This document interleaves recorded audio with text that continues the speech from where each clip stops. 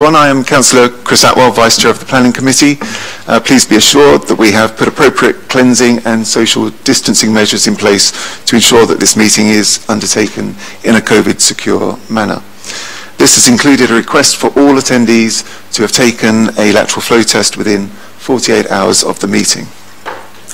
Limited public seating has been made available. However, this meeting is also being webcast to allow the public to attend remotely if they so wish. Please be advised that the public seating area is not in view of the camera used to webcast this meeting. Can I ask members to remain seated throughout the duration of the meeting and to wear a face covering unless seated?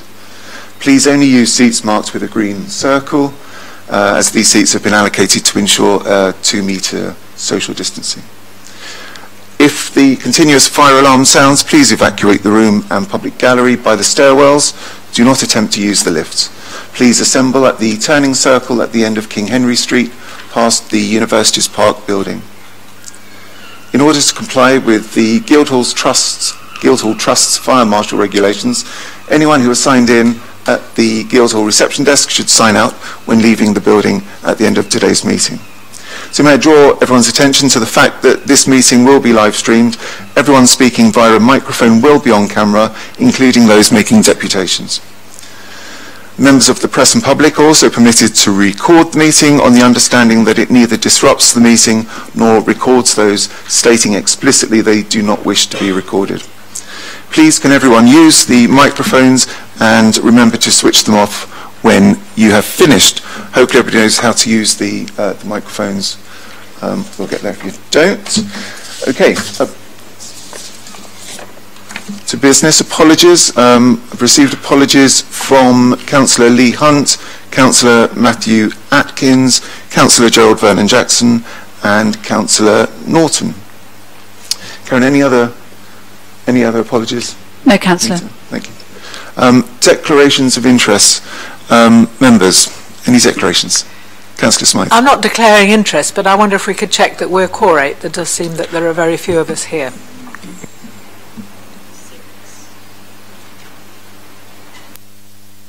Yes, there needs to be 4 members here, and we've got 6 or 7. Yeah. Thank you. Thank you, Chair. Thanks, Julia. Any other declarations of interest? I'm going to declare an interest in item 5, a personal interest. I am a friend of Victoria Park, a personal interest, not prejudicial or any other way, so I shall be staying for that item. Any other interest? No? Okay. Minutes of previous meeting held on the 10th of November 2021. Page 1, page 2, page 3, page 4, and 5, 6, 7, 8, 9, it's a long meeting, 10, 11, 12, 13, and 14. Okay, I shall sign those minutes afterwards. Okay, item 4, update on planning applications. Ian? Thank you, Chairman. This is the section where we just share with you the appeals that have been decided or come in since the last committee. There have been 5 new decisions made on appeals by the Planning Inspectorate. 3 have been allowed, 1 dismissed, and 1 enforcement appeal was upheld with variation. We, of course, will share those appeal decisions with members. I would just pull 2 out for reference to our directly associated with HMOs, the change of use of HMOs, which obviously is appearing on our agenda today. And in both those cases, appeals against refusals by this council were allowed by the Planning Inspectorate because the schemes accorded with our both our 10% rule for mixed and balanced communities and our space standards as laid out within our SPD and guidance. So a validation of our guidance and policy, but obviously a disagreement with the council's decision to try and withhold planning permission in those cases. So that's 73 Ophir Road and 5 Vernon Road. I'll just flag those as of interest. As I say, the other appeal decisions we will of course be circulating to members in the normal way.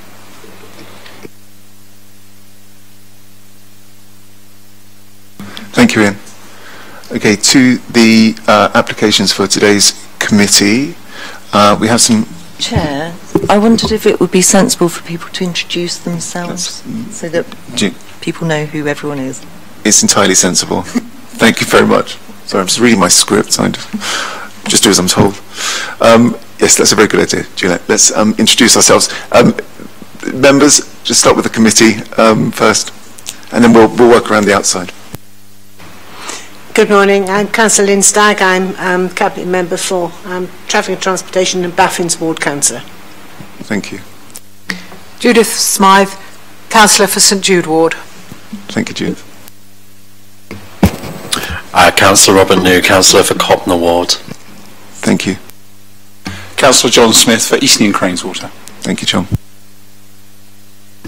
Councillor George Fielding for Central Southsea Ward. Thank you, George.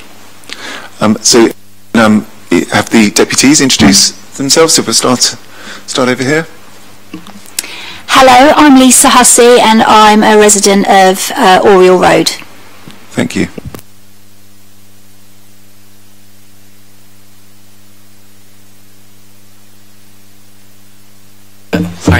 Hi, my name's Henry Thorpe. I'm a resident of Oriel Road and here to talk about the last 4 agenda items. Thank you.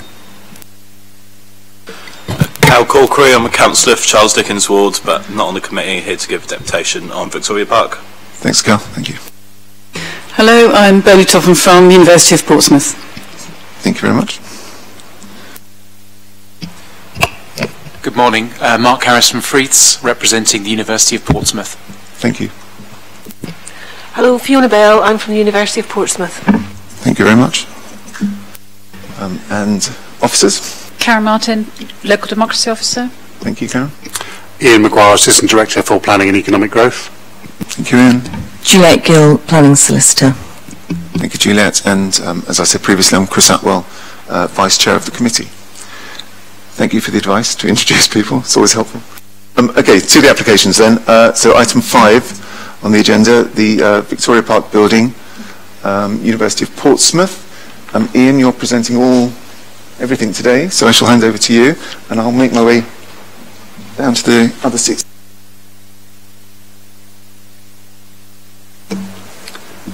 Thank you, Chairman. So members, apologies, you do have me for every item on the agenda today. This is just partly the staffing arrangements and a desire to reduce COVID risk at this difficult time. The first item on your agenda, I'll get the right mouse, is the Victoria Park building on the site of the former Victoria Baths by the University of Portsmouth. This is a scheme for a 12-storey teaching and learning building with the associated landscaping and access works in the corner of Victoria Park, a site I'm sure members are fully aware of. That's the site. Zoomed out, a little bit closer, and it's not very clear, and the actual application site itself. For those not familiar with the standard procedures associated with drawing sightlines, blue lines indicate land in the ownership of the applicant, and the red line indicates the actual application site. You'll therefore be able to see that the application site exceeds that land directly owned by the University of Portsmouth, north of the area for redevelopment into Victoria Park itself. Consequently, associated notification and discussion with the landowner, Portsmouth City Council, through their Parks Department, has formed part of this application.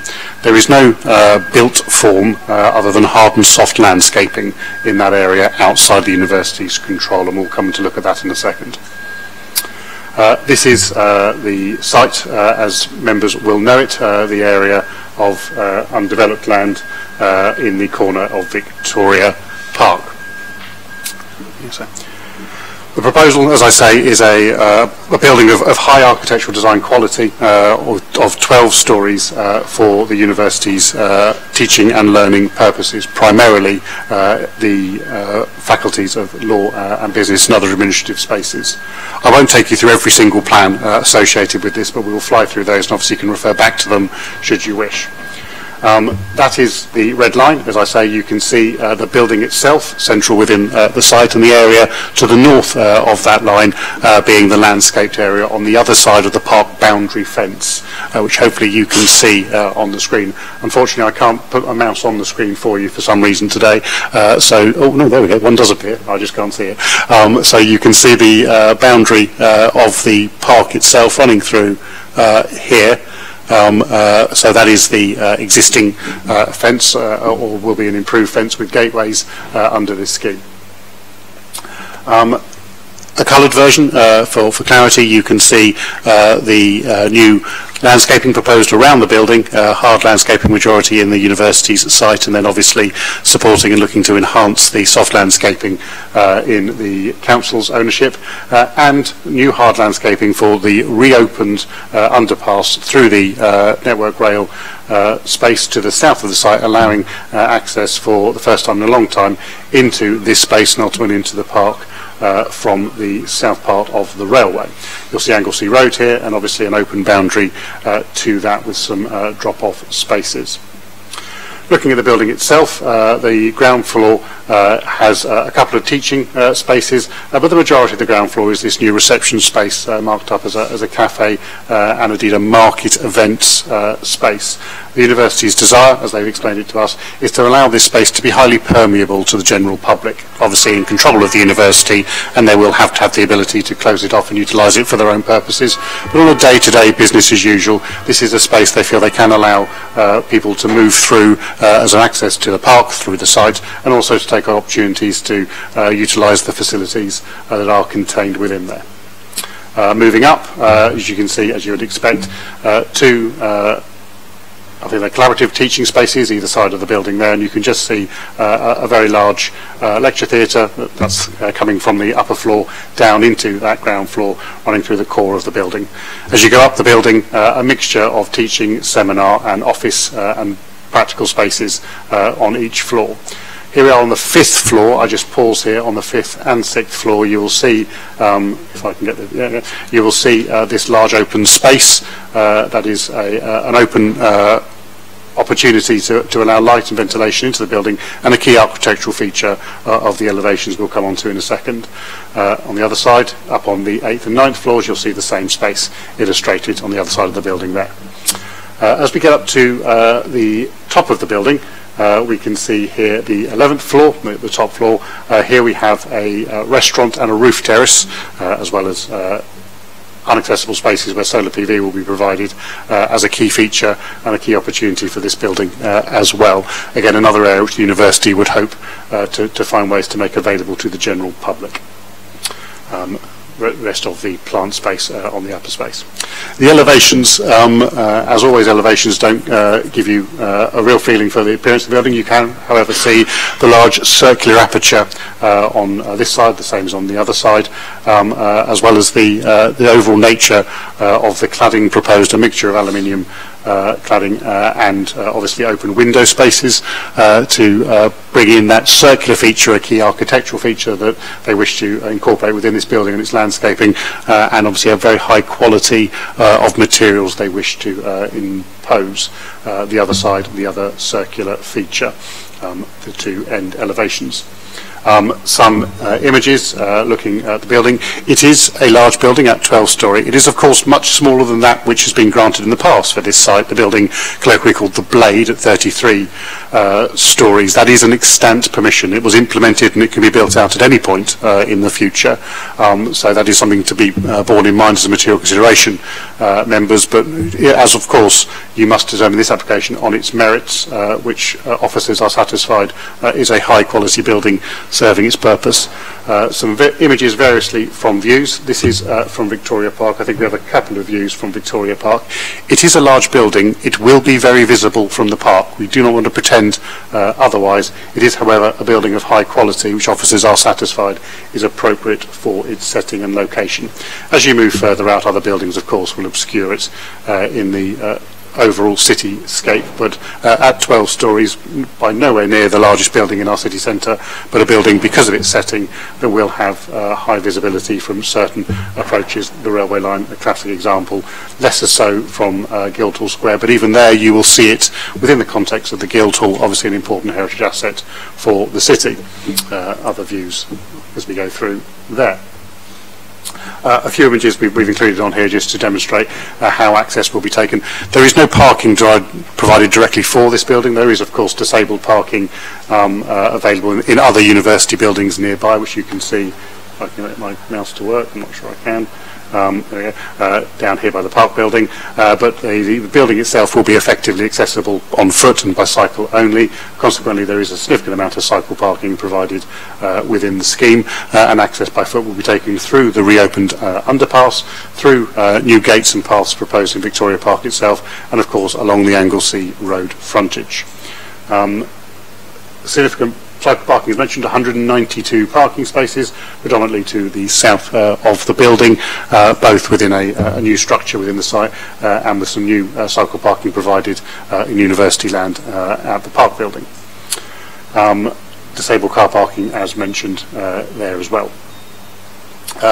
External lighting, like all buildings within their own setting, it's an important factor, and obviously as opening up an underpass, there has been ongoing discussions with our designing out crime advisors, and a key aspect of the design the university wish to promote. So there is a comprehensive external lighting scheme to balance both security and to ensure it doesn't have an adverse implication on ecology, because as you'd imagine the railway line and the foliage there does provide opportunities for transitioning bats, etc. through the city.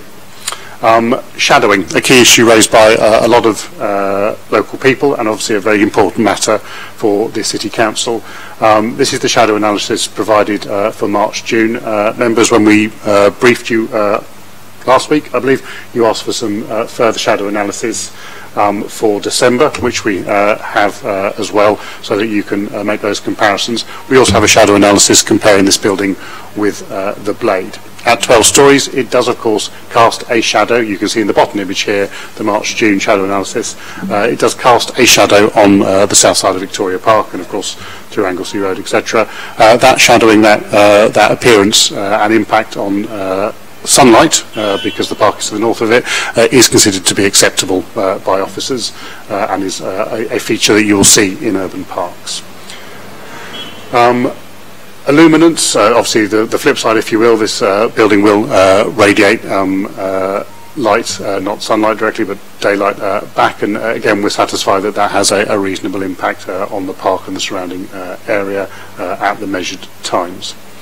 Finally, therefore, just a couple of images. There is a model the university has prepared, which unfortunately we were unable to share with you today, but these are a couple of images taken of that model. This is just a wood model to show the building in its broader context of the park and the surrounding assets. So probably best if I leave you with those images to have your debate, and of course very happy to answer any questions.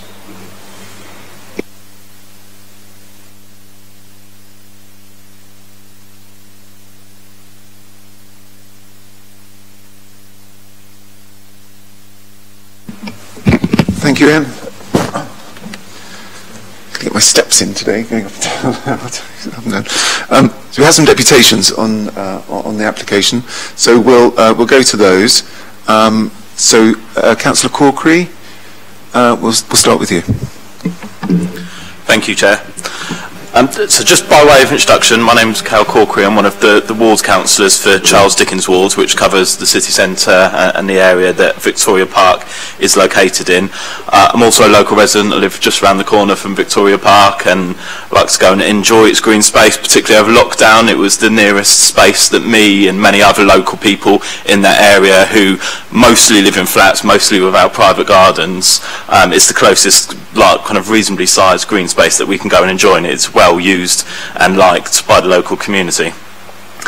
I have been in touch with a number of local residents and community groups about this project, so I'm kind of here in my role as a ward councillor really to put forward some of those concerns and also comment on the application myself. I think just to start, it is worth, I think we need to recognise the positive contribution, of course, that the university and students and everything that comes with that makes to Portsmouth and makes to the area more generally. I also think the building, it's fair to say, is well designed. I was glad to be able to attend I'll probably get the name wrong now, but the Design Southeast design panel, which is quite an interesting experience, made up of a whole host of different professionals who were able to give kind of independent commentary on the application. And overall, they seem to share the position that it was a well-designed building and also built to reasonably high environmental standards. I think there was some discussion about them not being the highest possible environmental standards, and I assume there's probably kind of financial reasons for that, but even so, reasonably high environmental standards compared to other buildings perhaps in the area. I think it's also worth remarking on the fact that if the building was to be approved and built out, there would be improvements to the public realm and to access to that part of the park, linking through to the other sides of the train tracks. And they're all important positives to take into account. However, there are a few significant issues that I've been asked to raise and I want to talk through today. Firstly is the importance of protecting and preserving listed spaces. So the park is the oldest public park in Portsmouth. It's got listed status and a whole deal with history and important kind of local memory and heritage that goes within that. I think the major issue that most people have brought to my attention is the impact on shading. So I know we saw some slides a minute ago on that. It does seem to me that some of those figures, particularly outside of the summer months, there will be a significant impact on shading. I know that there may have been a decision made by officers that they feel that that's acceptable, but actually whether that's acceptable in a technical sense is quite a different thing from whether it's acceptable from the perspective of local residents and groups who wish to use the park, and the impact it's going to have on their ability to enjoy that space throughout the year, at the same time as enjoying sunlight when there is sunlight around. I think there's also the added issue, in addition to the shading, of the impacts that it's going to have on the skyline and the views. So I know one of the original images of the current view shows that actually the perspective out that way is just green and trees, essentially. I know that's been slightly different in the past because the swimming baths were there, but obviously the swimming baths were much smaller in scale. So I think we also need to bear in mind the impact that it's going to have on that change in perspective from within the park, and then the impact that has on the ability of people to enjoy their time within the park. And I would just raise the question really to the committee is there any limitation on, if this is going to be approved, is there any limitation on building high-rise buildings directly in the vicinity, directly on the perimeter of this listed park? Because are we just going to end up with 10 to 20-storey buildings around the whole perimeter? And if so, is that an acceptable outcome for us to be having? I think ultimately it's a nice building, it's well designed, as I said, it's to high environmental standards, which is really important these days. I think it's a good building. I think a lot of people accept that it is a good building. The question is whether it's in the right place, and I think there's an argument that it's not. So, I mean, just to conclude, I think this is a complex application, clearly, and the proposed building does have significant design and environmental merits. However, on balance, and bearing in mind the importance of good quality green space in this area to the people that live in the direct vicinity, and also the listed character of the park, I do feel that the negative impact on the ability of local people to enjoy our local park, as originally intended, does on this occasion outweigh the positives, and as such should not be supported on this occasion. Thank you. Thank you, Cal. Okay, the next deputy I have, Mr. Harris. Good morning. Could you just take the objector first, so that the applicant that can then respond to any comments? Objectors first. Thank you. Who's Chairman, we have Tracy Jones as an objector. We've been able to contact her this morning, and I do not believe she's in the room, so I don't believe we have another objection. Back to you, Mr. Harrison. That's all right. Thank you. Good morning, Chair. Good morning, members. You'll be aware that the university has a substantial and beneficial impact on the city in terms of its reputation, profile, attraction and employment. The university's activities also play a key role in the city, ranging from the prospects and well-being of young people, adding significant value to the economy through direct employment and an increased population, through to research innovation, and socially through civic engagement and pride. To support the growth and profile of the city and to attract students, it is essential that the university has and invests in a modern and fit-for-purpose estate. This investment programme has been set in the university's estate master plan. This scheme is a key component of that plan and will create a high-quality landmark building to enhance teaching and learning facilities and the appearance of this key city centre location.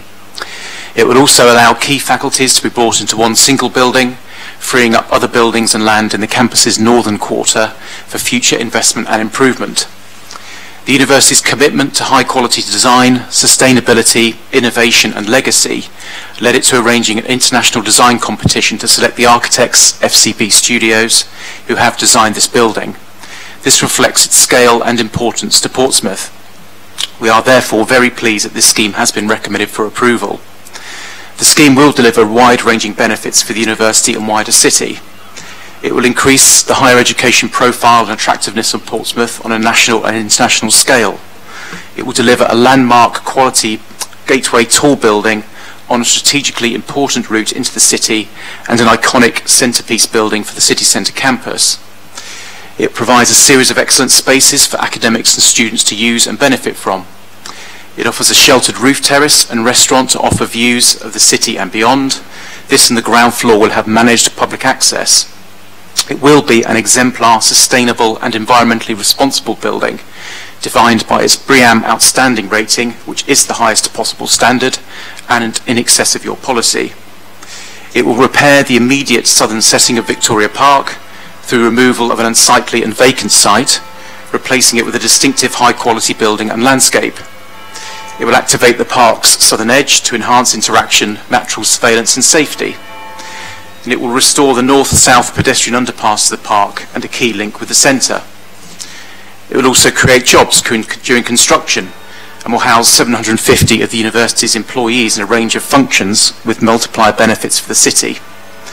Now, the scheme has been the subject of very careful consultation and assessment, and we've noted the objections and sought to address these as far as possible.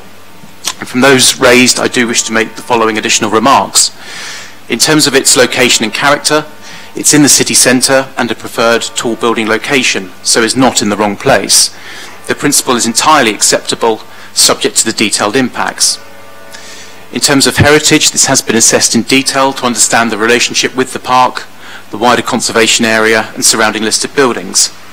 This has identified a less than substantial harm, which is towards the lower, minor end of the scale, and this allows you to conclude that the scheme's public benefits can outweigh that harm, which is what your officers recommend. In townscape and skyline terms, it's been the subject of a comprehensive assessment from a variety of viewpoints, and this has concluded that the scheme will only have positive townscape benefits and effects, being a new landmark high-quality building to strengthen character. Sunlight and overshadowing with the park. We note this has been a particular concern, and it has been fully assessed to understand the impacts of the dates set by BRE guidance. This has identified that at the equinox, the park experiences only a 0.38% change, with areas of the park that receive at least 2 hours of direct sunlight reduced to 99.47% of its area. Now, this is significantly greater than the minimum levels sought by the guidance. Given the concerns raised by objectors, analysis beyond that required by planning standards has been undertaken and has identified that the scheme meets the criteria for sunlight access to open spaces. There are no significant transient overshadowing, with high levels of sunlight access maintained. And even on the 21st of December, when the sun is at its lowest, the day is short and shadows are at their longest, the areas of the park that receive at least 2 hours of direct sunlight is at 90%, again, significantly higher than the recommended level. There is also a minimal impact on illuminance levels in the park throughout the year. So, in our view, and based on those conclusions, the use and value of the park by residents will not be affected, and we consider there to be a benefit with the activation it will offer to the southwestern corner and removing a vacant site. Impact on park and trees and plant life has also been assessed, even though no trees or plants are being removed. This identifies that even the most heavily shaded trees will receive on average 5 to 6 hours of daily direct sunlight, so no harm occurs. It's also important to note that direct sunlight is not necessary for trees to photosynthesize, as is seen in a woodland where trees adapt to changing conditions. Nevertheless, for the trees in the park, due to the sunlight level that is and will continue to be available, the availability of nutrients and water and compaction of roots will have more of an impact on their health. Those conditions will also not change in this scheme, so no harm occurs, as is accepted by your officers.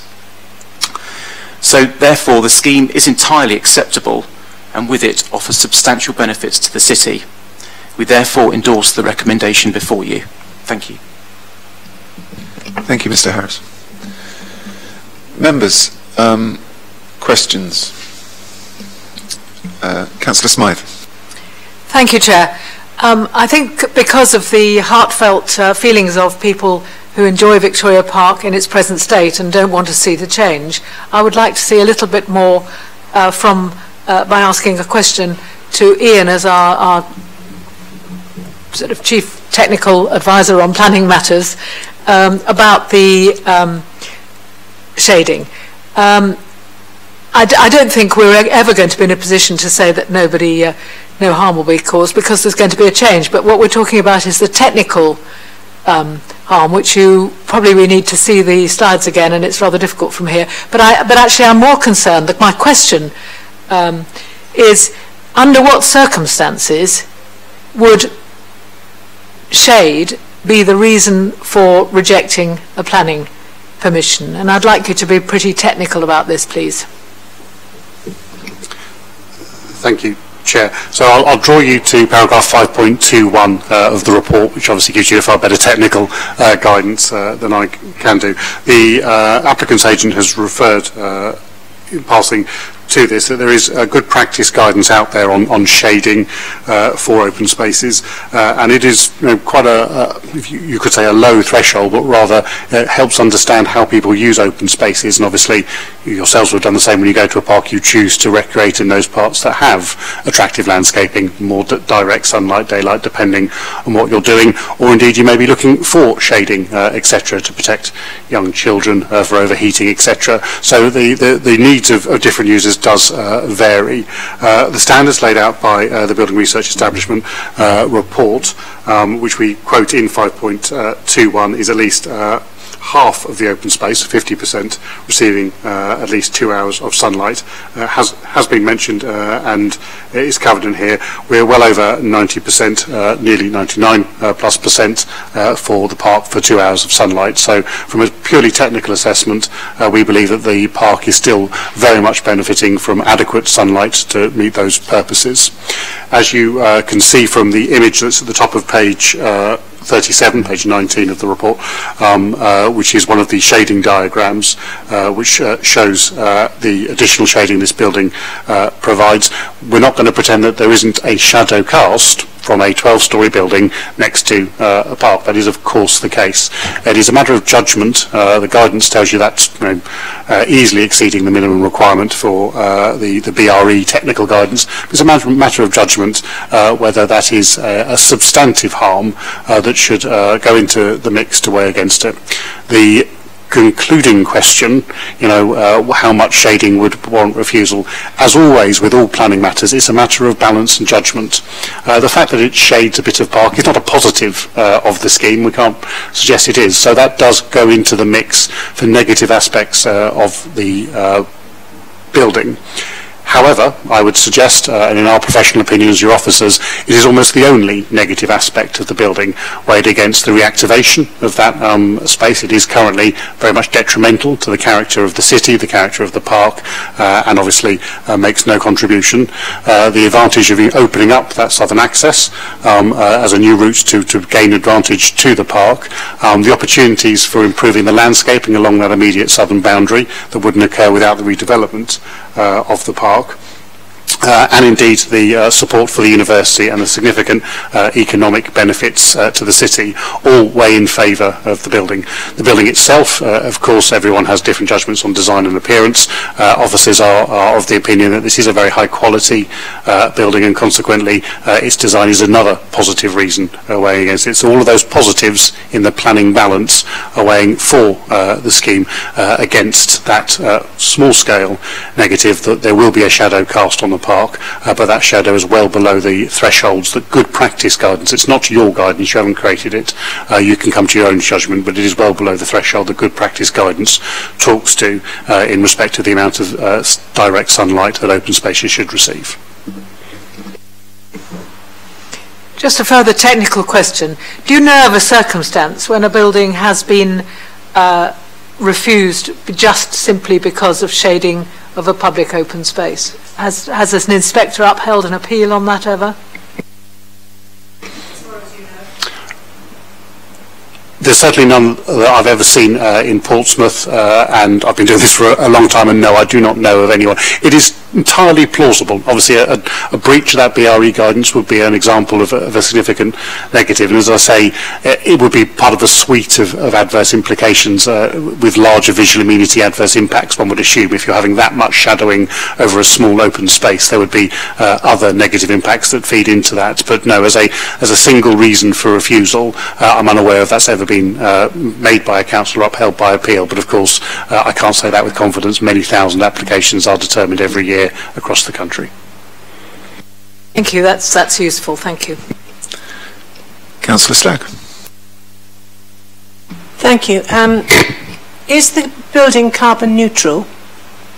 Maybe I've missed it, but I couldn't see it in the report.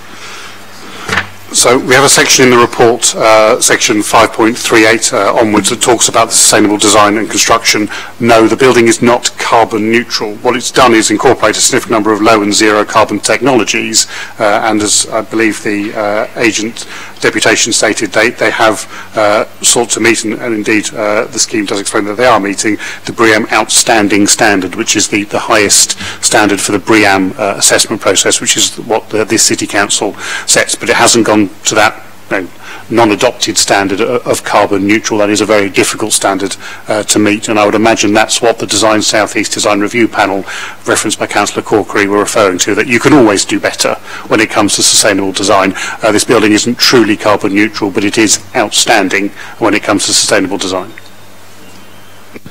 Yeah, I'm just very conscious that we've declared a climate emergency, and one of the things we need to reduce is our carbon footprint, so every little helps. Thank you. Thank you, Councillor. Any other questions for Ian? I'm going to ask Councillor Corkery's question about the limitations on height of buildings around the perimeter. Yes, so you have no specific policy that talks to the number of stories you can have around the park, and obviously the city centre is a tall building area as laid out in your SPD. Every application must be assessed on its own merits.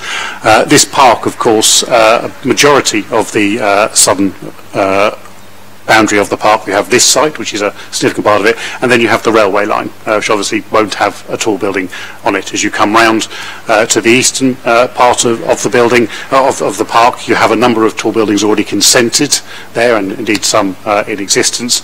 Along the northern boundary, of course, we have a listed building up there that's not going anywhere, so there is no opportunity for a tall building there. Northwestern and western boundaries are, of course, part of your major road network, and no proposals to develop tall buildings on those. So the majority of the boundary, by the fact of circumstance, cannot have tall buildings built around them. But you don't have a specific policy. Applications, as I say, have to be judged in their individual merits, and is a 12-storey building on this location appropriate for the setting, the appearance, the amenity of the park. Everything on its own merits, but previous decisions by this council, and indeed the extent decision for the 33-storey building that is capable of being built, is of course a material consideration. So while this is a tall building at 12 storeys, it's a lot smaller than that already consented on the site. So if you were concerned that there was an adverse impact around the scale of building here, that's actually a reason to grant this one, because it means the 33-storey building need not be built, because the university can use this consent instead. So that is material in your considerations, and you should give some weight to that. How much weight, as always, to give is down to you members individually. Thank you. To comments, Councillor New. Thank you, Chair.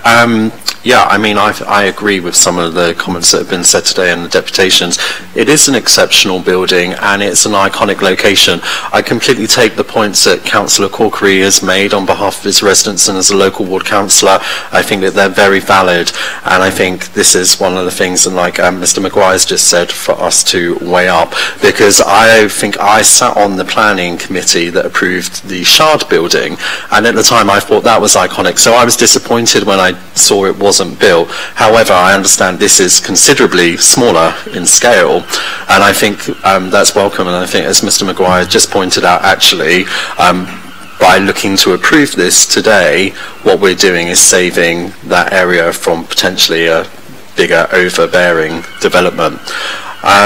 And also as well, I completely think Councillor Stagg was on point. We have declared a climate emergency, and actually in the recent climate change and green recovery portfolio meeting, we had some noting reports about what the council was looking to do in terms of its carbon budget and audit going forward. So while that work is some way off, I do think that, being ever pragmatic on these situations, that we should be applauding the university for bringing forward such a, well, not only an iconic design, but actually putting so much thought and detail. In my opinion, it's an intelligent building as well, and I think that's certainly something we're going to see a lot more of. And as Council Officer said, of course, we can always look to do better, or hope that people will do, but we have to work within what's here and now before us.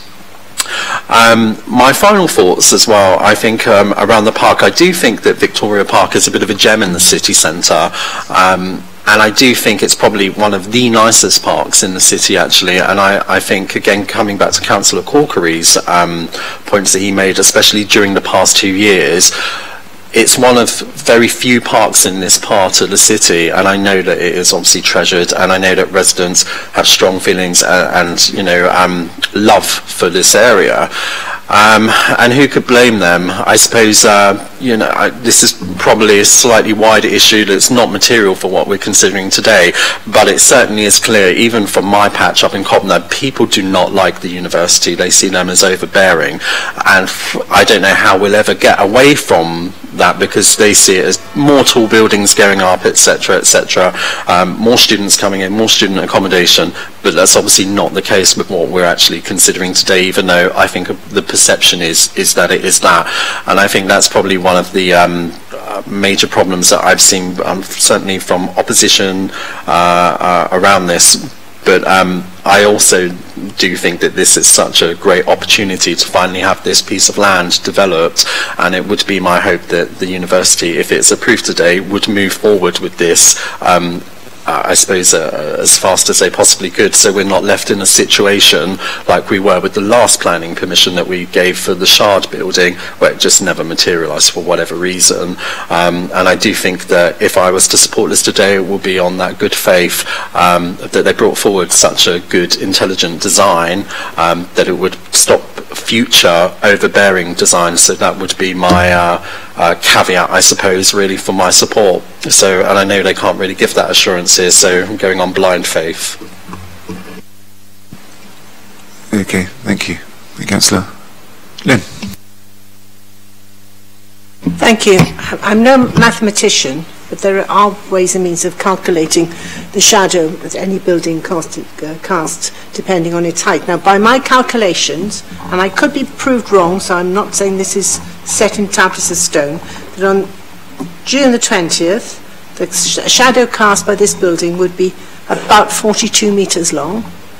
On September the 20th, the shadow would be 95 metres long. And on December the 20th, it would be 354 metres long, which is quite long, which means that there are some parts of Victoria Park which would be virtually in permanent shadow. I mean, this is at midday, so that's when the sun is highest in the sky, so therefore the shadow will not be as, you know, as long as it would be later in the day when the shadows lengthen. So it's a consideration. I'm not saying that I would stop the building being built, but I think it has definite implications on the use of the Victoria Park and also in the planting, because obviously there are some areas, if they're permanently in shadow, are going to have particular types of vegetation planted there that will survive in that sort of shade. And of course it's not just the shade, it's the lack of heat as well, because if in shadow it's not going to get the temperatures to grow plants. And again, I'm no horticulturalist, but I do know a little bit about the types of plants you use. Okay, so that's just one point. And the second point I want to make, and this has come from, I know several people who are lecturers at the university who are not happy about the internal, and they're quite happy with the building itself, but, and this has nothing to do with planning, I'm sorry, but I need to bring it up because I said I would, that the internal space for offices for lecturers is very small. They have to share offices, and the offices are very small. So they, yes, so that's basically the feeling of quite a few, and this is, I'm talking about maybe half a dozen lecturers. Okay, thank you. Thank you, Councillor. Councillor Smith. I suppose from my point of view, just weighing it up, positives and negatives, I really like the public realm gains that we're going to get from it if we go ahead with it today, the positives there. I like the idea that the open ground floor space is available for both students and the public. I've seen that in other places where they've done that in universities, where it works really, really well. High quality of materials, I think, is excellent there from what I see. Thank you for answering the question about the heights of different buildings. I thought that was the answer that was going to come back from Ian regarding, you know, each one will be taken on its merits, but it's good to discuss that as well and point out the fact there's not anything on the other side of the thing. The big question is around the shadow lines. Obviously that's been discussed heavily, and I've had a lot of residents' views on that, and the fact that the other larger size building can be built anyway. So from my point of view, it's just weighing those things up, and you know, thank you on that. Thank you. Yep.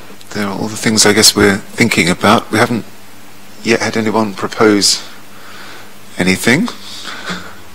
Councillor Smythe? I'd just like to make a comment. These decisions are always very, very difficult, and I've got every sympathy with the people who use the park who will find the change difficult, and some of the change will be around the shading and some of it will be around the building.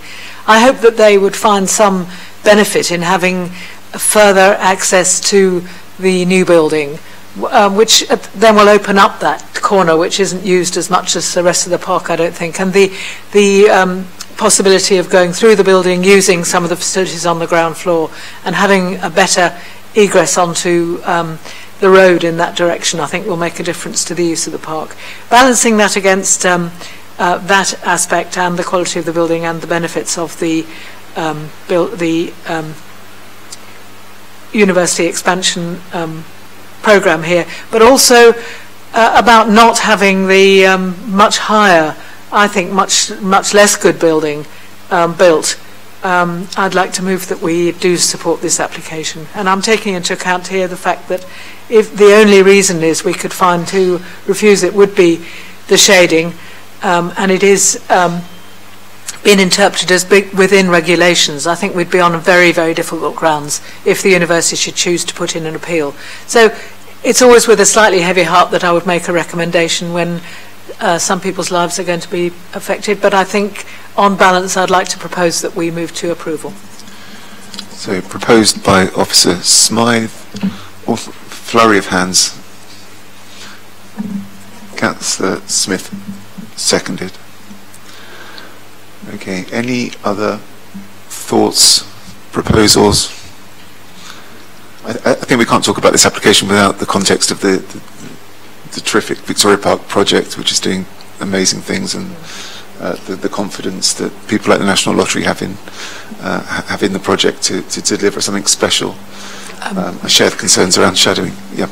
Chair, sorry to interrupt. I meant also to say that I do think that I'm very encouraged as a person who really likes parks and open spaces that there are so many green spaces planned in the new local plan when we're going to be redeveloping what is currently called the Northern Quarter and might be called any number of names when it's decided on. And there was an article in the news that explained that some of those buildings will be quite high, but they will also have a lot more green space than exists in the Charles Dickens ward than now, and I will certainly be campaigning very strongly for that green space to be retained and to add to the overall quality of that quarter of the city.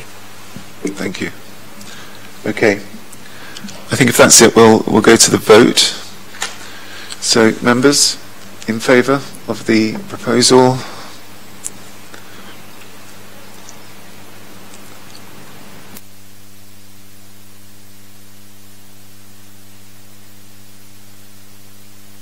That was unanimous. Okay, thank you. The motion is passed. Okay, item 6 on the agenda, former Debenhams building in Southsea. Hand over to Ian and take my...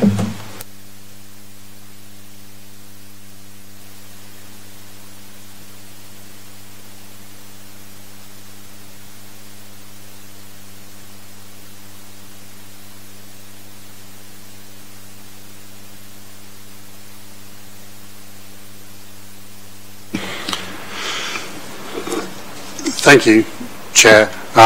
Members, a slight change of pace from a significant decision you've just made to a decision that you've already made and have asked us to simply report back to you to let you know what happened after that.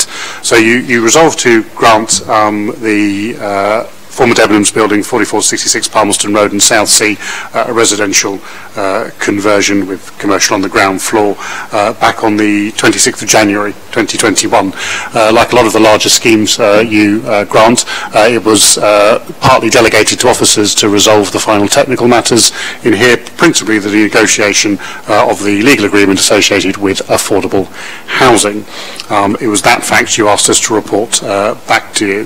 So that affordable housing Section 106 agreement has been resolved and approved, and as we say in paragraph 1.2 of the report, which is also to let you know that the necessary mitigation for the bird aware programme, the recreational bird disturbance, and for nitrates has been properly considered, and the necessary obligation to ensure reasonable endeavours to try and get a health facility into that building has also been signed. That consequently allowed us to grant the planning permission not too long ago.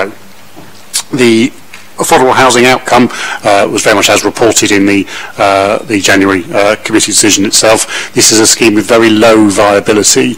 So while the affordable housing requirement is very minimal because of the vacant building credit, and the vacant building credit is of course the instructions we're given by national policy to offset the existing footprint against the new footprint, so you only pay the percentage for affordable housing on the additional footprint, which is relatively low because so much of the building was being retained. So there was only four dwellings required as the affordable housing contribution from this scheme. Even with that low level, the scheme couldn't afford to do so, and we took that justification, that viability appraisal, through our expert advisors and took it through the ringer ourselves a few times to make sure we were satisfied with that, and we were. So consequently it has been granted, making no requirement for an affordable housing contribution upon implementation.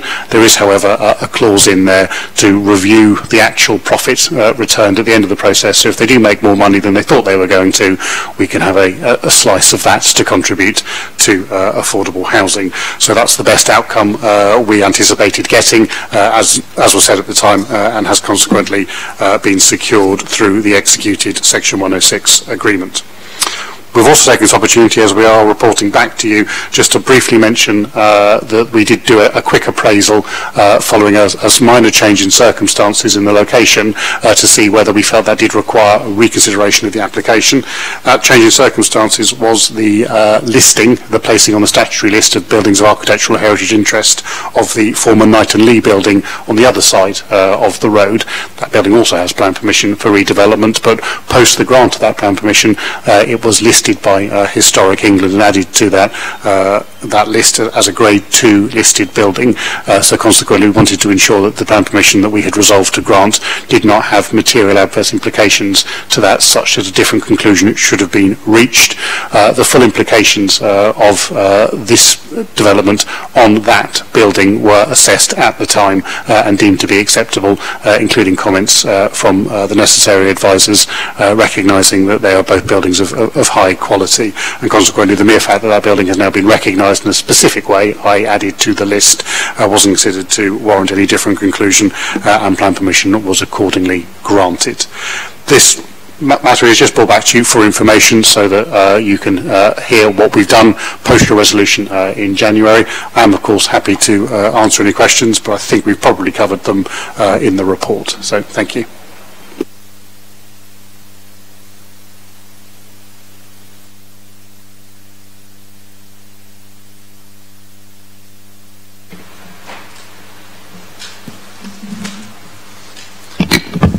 Councillor Smythe.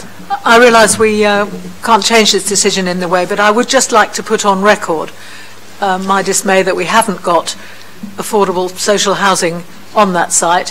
When we first looked at the planning application, I was on the committee, and there was an idea that the whole of the new back block would be used as affordable housing, something that would put it next door to the biggest social housing block in my ward, in St Jude, which is Portland Terrace, which I'm proud to say I bought myself 30 years ago for social housing when I worked for the Housing Association. And I would just like to say that one of the reasons that we haven't got affordable housing there is because of the fairly recent change in the legislation by the Vacant Building Credit Policy Guidance, the NPPG. And I would just like it placed on record that I'm really sad that some of the people who are homeless and living in appalling conditions, even in St Jude Ward, in multi-occupied properties, families are living in places they shouldn't be living, which are not decent and not right for family occupation, won't get the opportunity for affordable housing in St Jude Ward. I'd like that to be recorded, please. Thank you, Councillor Smythe. That will be recorded. Thank you. Any other comments, questions for Ian on the developments? I'd just like to echo what Councillor Smythe has said. I think it's appalling. You know, the more we try to get affordable housing, the more we're stymied all the way along the line by, I don't know, government, developers, the whole caboodle, and it's very sad. And I'd like that on record as well. Yes. Thank you, Councillor Stagg. I won't speak for the whole committee, but there's at least 3 of us that will share those views. 4, I'm seeing other nods as well. Okay. We move on. Shadwell Road.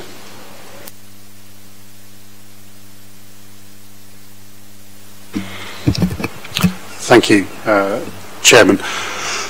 This is the first of our 4 applications remaining on the agenda associated with HMOs, houses of multiple occupancy. This one is slightly different to the other 3. Members will recall that they granted consent for the change of use of Shadwell Road, 15 Shadwell Road, at its meeting of the 21st of July 2021. At that time, the committee decided to impose a condition on the consent to limit the occupation to 4 people. The minutes of that meeting are at the end of your supplementary matters report, your SMAP report, which has been circulated, so you can see the decisions and considerations that you made at that time.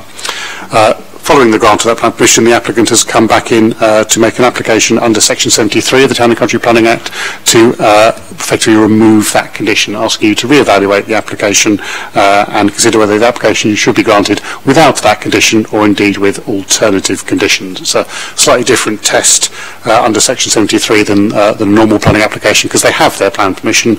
That's in place already, and whatever you do now doesn't change that, but what they're asking is for a new and additional plan permission, one without that condition, limiting the occupation to just 4 individuals. As you would expect, the key consideration for the scheme was, in members' minds, the acceptability of the communal space and other internal spaces to accommodate a larger number of people. The scheme was illustrated with 4 single beds, which I think you can see on the screen here, which obviously would have been in members' minds when they considered the degree of occupancy, and it was provided with a communal space of, and I'll read from page 58 of the agenda, a communal space which I now can't find, of 14.57 metres for a dining room / living room and 11.01 metres for a kitchen, with an additional 3.72 metres for a utility room. As the bedrooms for this site are all over 10 metres in size, our guidance in SPD directs us that we should be looking for a minimum size of 14 for a dining room. We have 14.57, and a minimum size of 11 for a kitchen. We have 11.01 square metres for the kitchen for a 6-bed occupancy house. So this scheme does comply with the requirements laid out in your guidance on a quantitative basis. For that reason, and because having assessed the layout of these rooms, we are satisfied they do create reasonable and accessible and appropriate internal living spaces for up to 6 occupants within the site. Officers are happy to recommend that the Plan Permission can be granted without an occupancy condition, and consequently this Section 73 application has been recommended for approval.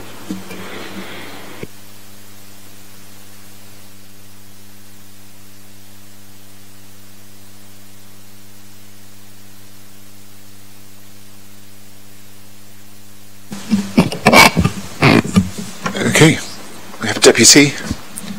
Mr. Thorpe, over to you. Yep. Hello. Thank you all for letting me speak. As you know, I came to the last planning committee about HMOs. It's quite a difficult thing doing a deputation because you don't get any right to reply, you don't know the mood of the meeting, you don't know lots of things about it. And the last time I did a deputation, Councillor Vernon Jackson went on to explain about how amazing Portsmouth was and how Gosport and Fareham had no control and no ability to use planning laws.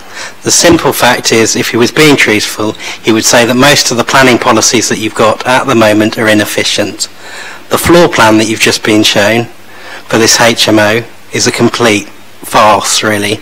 I've given a colleague of mine, Elvis, sent something round to all of you yesterday explaining how the 4 HMOs surrounding it aren't built in accordance with the plans provided. This will be exactly the same. What I wanted to say was that really I was shocked by the officer's report with this one, because it was a recommendation by the committee to impose this condition.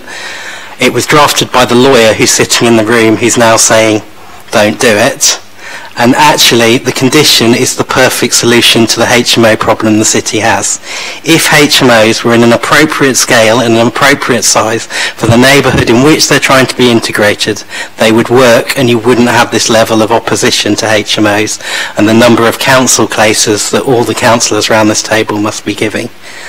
The simple fact is that every other city, with the exception of Portsmouth, is limiting occupation, starting with Southampton and going around all the other 6 cities that I looked at. They're all doing it through licensing, not through planning, so that they don't end up at the planning inspectorate and losing the case. So what I'd urge you to do is to stick with the condition, and in the meantime look into licensing conditions and licensing laws, because if the property is developed as shown, it'll be fine. The other thing that I'd say is the only reason that I'm here is because of what happened with that development, and seeing the way that the residents of Shadwell Road were treated. One kindly came along to 3 planning meetings for this, and the reward that you as the planning committee have been given for approving 13 and 15 Shadwell Road is they're now both back on the agenda saying thank you for giving me what you wanted, but I want more. Number 15 Shadwell Road has an application alongside it to go to Suez already. It was done about a week before it was approved, and 13 Shadwell Road wants this condition removed, and then no doubt the floor plan will look like number 15 Shadwell Road. So what I'm going to actually do is actively encourage you to stick with your initial convictions, stick with the legal advice that you were given at the time. The minutes aren't completely truthful in that there's actually 3 HMOs in a row here. There's 2 HMOs and then there's a C3B property, which I know technically isn't C4, but in reality it is, because it's independent living, independent adults with living care. So that is closer in every single person's brain in here to C4 than C3. So what should have happened after that meeting is a note should have been taken to the planning department to review the rules and consider how C3B planning is treated. And it should be being treated like a C4 house. Those residents actually belong to the council. They're dependent things, and basically you guys had a guilt conscience and decided to limit either permitted development or the residency. And the lawyer was specifically asked, shall we limit permitted development, which pretty much every other city does in the country for C4 houses apart from Portsmouth, starting with Leeds, Southampton and a couple of others, because without it the planning process has no integrity. And then after that, what am I trying to say? Sorry, this is hard. I'm whittling on. I'm going to try and come to a conclusion. Yeah, basically, you've got 3 HMOs in a row. You tried your best to limit the scale of it when you approved the 2 against what you knew was actually a bad judgment, and now you're basically diluting the only provision that you put to limit the developer of the 4 houses against your own recommendation and that of the lawyer that's just told you to approve it, which I really don't understand. And that's the end of it. Sorry to whittle on. No, not at all. Thank you, Mr. Thorpe. We'll hear from you a bit later on, I think. So, thank you, then. Okay, Councillor New.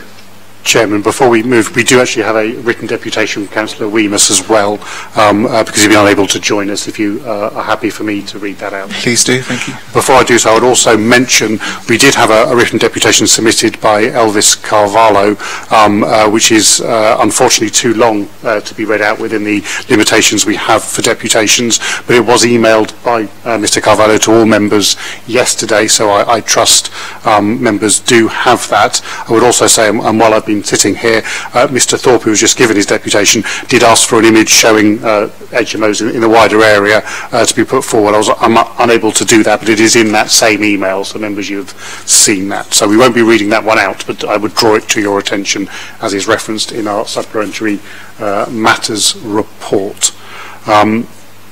While I mentioned the supplementary matters report, I would just also note that we have received 3 additional objections to this scheme since the publication of the report, but they raise no new issues that aren't already covered in that report.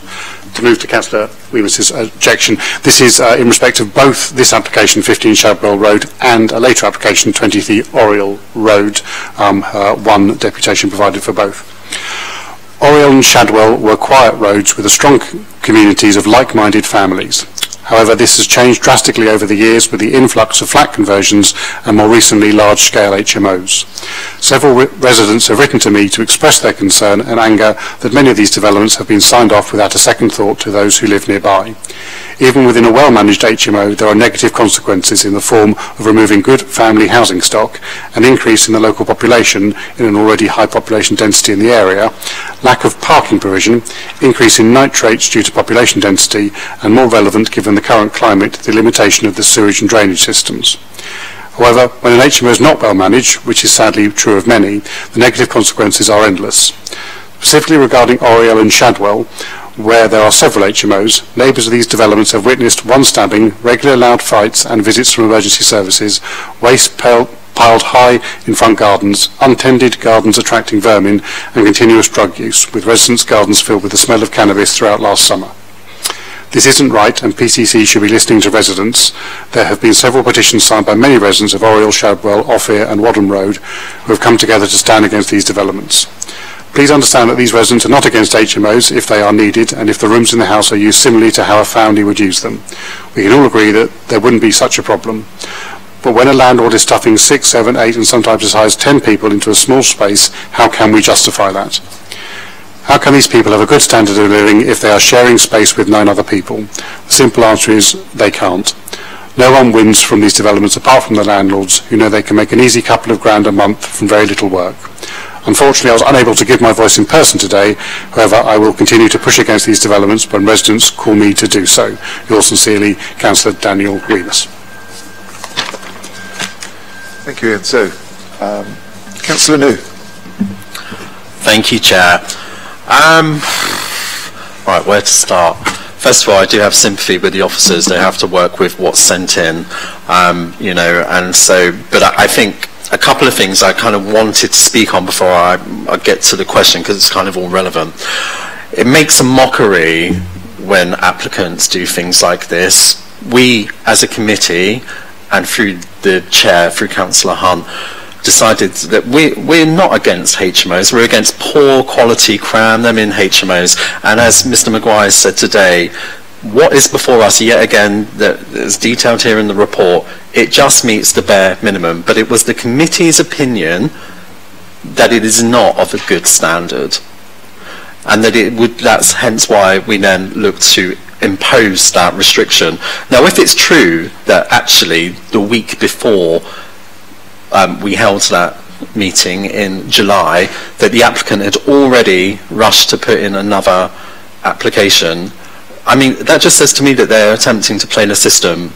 If we approve this today, it sets a bad precedent to say to people that want to, and let's be honest, this is a HMO for profit, for somebody to make money. It's not actually about good standards of living for people. It's about how much buck they can get for their asset. That's not right, in my opinion, and some of the points that Councillor Weems has put in his deputation are spot on. It's just not appropriate for this road. This road already has so much overcrowding in terms of parking, etc. And as we're clearly going to discuss later on, there are other HMOs associated which are going to have a knock-on effect to this. I think if we go to approve this, and just to thank the gentleman for coming along and making his deputation, but I think that there were some points that were unfair that were pointed at the planning department, you know, and I think that we just need to be mindful that everything has to be determined within the policies that we do have, rightly or wrongly, and on its individual merits. But I do have a real problem with someone saying, thanks for that piecemeal planning application, and basically screw you about your condition, because we'll just come back with another application to get what we want eventually. That is not right. That sends the wrong message. We have to set a precedent. This is wrong. And based around that, I mean, I would ask Mr Maguire, would you agree with me that residents who get a condition then coming back to ask for something else, that is playing the system essentially, isn't it? We've got a question. To answer the question, no, it's not playing the system. That is the system. You are obliged to consider the applications made to you. Landowners are entitled to have their application assessed. There is a specific mechanism in place, and has been for decades, to review whether conditions imposed are necessary and reasonable when an applicant wants to come back and re-evaluate those. The fact that you feel that that's an inappropriate approach is not a material consideration. If you were to give weight to the fact that you don't like being disagreed with, that would be an unlawful decision. If you feel your condition is justified on its individual planning merits, you can retain it. That's an absolutely justified planning position. It's not one we're recommending. We don't feel the condition is justified, but you know, that's your judgment to make. But if you were to make a judgment simply because you feel it's not appropriate to allow applicants to have their conditions reconsidered in this period, that would not be a lawful position to come from. You need to judge the application on its merits, not on the motivation of the individual applicant. Sure, I don't disagree with you on that, but basically you've agreed with me in the round. I completely get your technical points, but the committee as a whole, as a majority, with the help from the solicitor, put that condition in place because we did not feel that based upon the merits of the applications, or that there were not sufficient merits in order for it to go forward without those conditions. That is a problem, and now they've brought it forward because they don't agree with what we didn't agree with. So, I mean, it feels like we're not going to get anywhere really if we keep on this kind of trajectory. So therefore, in my opinion, it does set a bad precedent. We're not against HMOs, we just want to see HMOs of good quality coming through. And what I would say is that I've been around quite a long time here, so it's Councillor Stagg and Councillor Hunt. I think that we've seen so many bad applications that we're in a fairly well-informed place to be able to speak quite honestly on this. We've seen many good applications come forward, and actually pre-pandemic we were at a point where we saw quite a lot of good applications coming forward and that were approved, etc. And it seems to be that there is a swell of poor applications coming forward and using technicalities within this council, and perhaps we do need to look to address our policies, but I think that this is poor form, and I certainly don't think that, based upon what's before us today, that it merits approval. Thank you. Yes, Juliet. Thank you, Chair. Just for clarification of my advice at the committee, I advise that the use of Class C4 allows for up to 6 people, and it would be unreasonable to have a condition limiting it to 4 people.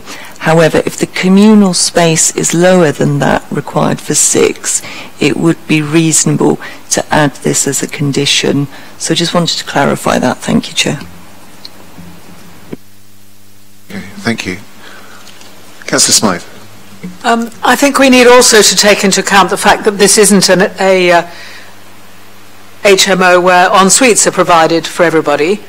In practice, the ground floor bedroom, which I'm not sure would turn out to be, could turn out to be double, would use the shower facility downstairs, which is sandwiched in the middle of the dining room and the kitchen that are for communal use. And then I would presume that everybody else on the second floor and first floor, and it's only a quite a small 2-storey house, would have to use the one not very big shower lavatory on the first floor. So you could end up with 4 or 5 people needing to use the same loo and shower, or both in the same room, when they get up and get out in the morning. So I think we need to take that into account as well, and I certainly remember taking that into account when we made the decision to limit the occupancy to 4 in this building. It isn't the same as a lot we get where they've got an ensuite. Thank you. Other questions? Just to assist members, and because it is, I'm of course obliged to give you the appropriate advice, there is no requirement to have ensuite bathrooms for individual properties. Obviously it does change the amenity that those occupiers will have, that's undeniable, but as I say, it is the case for this application that all the room sizes, the depth position of those rooms and the content of those rooms does meet your guidance, and consequently we have a strong recommendation that plan permission should therefore be granted, and advice that you are unlikely to be successful on appeal, as indeed the appeals I referenced at the opening of this meeting that have recently been allowed has demonstrated where the guidance is met. There has to be strong reasons to say that that shouldn't be the basis for granting plan permission. As your legal advisor has just told you, her advice then and her advice now was that you can impose it if the guidance isn't met, if the communal spaces are below your guidance, and that is absolutely correct in this case. To be absolutely clear, all the communal spaces and the other spaces are above your guidance, so consequently officers are recommending that plan permission should be granted. Whether those spaces, because of some layout or other reason, notwithstanding their quantitative acceptability, are qualitatively unacceptable to you, that's obviously a judgment that you can make yourselves. Could I just ask the question that I meant to ask in that previous intervention? The first question is, do the appeal decisions we've just received inform this decision? Because we haven't actually, you haven't given very many details about what they were and which ones they were. And second of all, do we have a standard about the number of people that can be reasonably expected to share a small bathroom shower room, or in this case 2 small bathroom shower rooms? I don't know if we have a standard on that. So 2 questions. So the first one, those appeal decisions haven't specifically informed this recommendation. Those appeal decisions were published after this recommendation, but all those appeal decisions have done is confirm that where the scheme complies with guidance, that obviously does strongly weigh in favour of it. Clearly it is for the decision maker, the inspector in that case, yourselves today in this case, to judge whether on the individual merits there is anything abnormal that means you should depart from that guidance or policy. There's nothing here that we would point out to you that is different from a normal normal sort of layout. In terms of guidance on the number of people per bathroom, etc., the SPD is quite quiet on this, but the private sector housing guidance of 2018, which is the underpinning document for the SPD and referenced within it as where one should go for more detailed guidance, does provide that information, and it states that a 6 to 7 occupant dwelling should have 2 shower and bathrooms and 2 toilets, one of which obviously can be in a shower and bathroom. So again, for up to 6 occupants, 2 bathrooms is sufficient. Indeed so, yes. Councillor Stagg. Thank you. If the gentleman who made the deputation said that places like Southampton, HMOs come under licensing, is that correct? And if that is so, does that make it easier for us to put limitations on or restrictions on sizes of rooms, etc., etc.? Yes, so it absolutely is. So licensing, private sector housing licensing for HMOs is a separate regime to the planning regime, and as well as securing planning permission for the use of a site, if it is an HMO that's in scope, and this would be, they also need to secure a licence for the management of that. Very different rules and systems apply for licensing. Is much more concerned about how homes are managed in the private sector, as obviously planning is a land use discipline. We have taken steps through the last review of the HMO SPD, the planning guidance document, to align all of the necessary room sizes, etc., with that contained in the licensing SPD. So while there's a few touch points between the two regimes, they are entirely separate regimes, but we've ensured they are compatible regimes. So the room sizes you see detailed in the SPD are the same as those that are detailed in the Housing Department's guidance, which was produced in 2018. So would the same rules apply? For example, as Councillor New was talking about, they apply for increasing the number from 4 to 6, and then they put in another application, etc. Would, if it was under licensing, would that be easier to counteract, or not? Well, so licensing has a sliding scale of sizes and information, and a lot more detail than we would look at in planning. They have details on the number of plug sockets to have in the kitchen and that kind of thing, details that would not be material in the planning judgment, because they are compatible regimes. As these occupancy of a building gets higher, they would not be able to achieve licensed occupation. Practical example is the size of bedrooms. If you don't have enough bedrooms to accommodate double occupancy, then you wouldn't be licensed to have that number of occupants.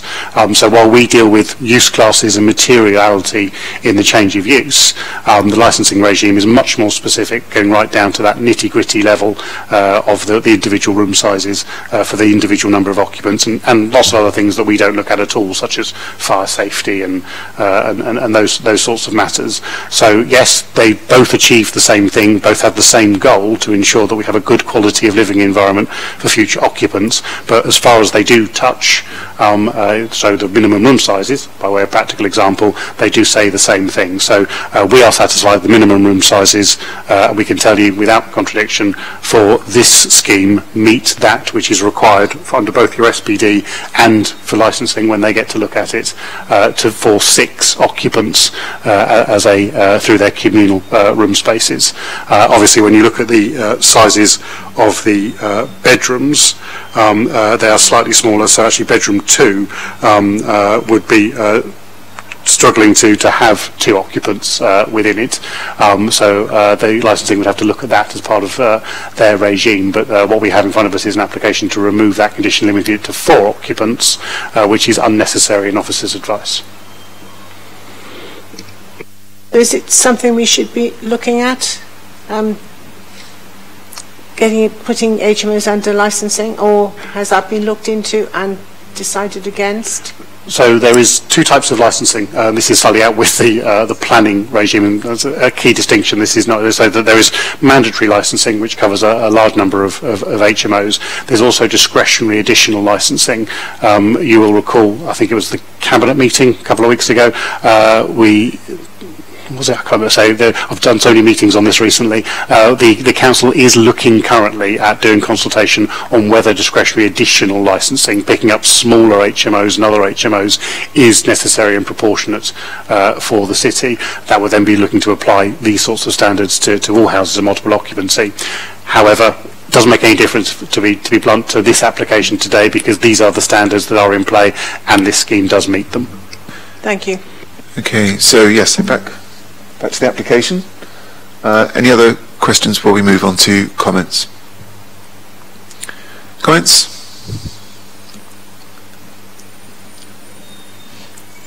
Then. I know that the minimum size is being met with the dining room living area, but I'm butchered that room is roughly 3.5 metres by 4 metres. So if you've got a table in there so people could actually dine, they would sit down and eat, you wouldn't be able to get any other chairs or sofas or anything in. So you either eat standing up or sitting without a table, or sitting in chairs and have not much room to move around. Yes, it's impossible to do both, I think, if you've got 6 people in there. So I'm just a comment, I think it's madness. Thank you. I would echo Councillor Staggs. I think she's very sensible and makes a very good point. So, members, there is a recommendation to approve. Where are we going to go with this? Well, we can move the report and then vote however we want. Yeah.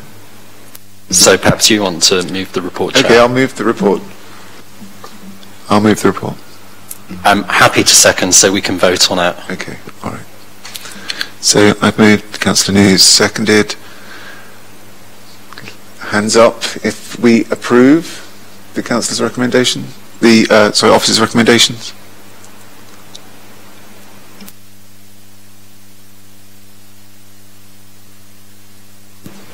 Sorry? Yes, no, absolutely. So we just have 1 for. And against the Officer's recommendations? And I think that's all of us, isn't it? That motion has fallen, so we need a new motion on the table.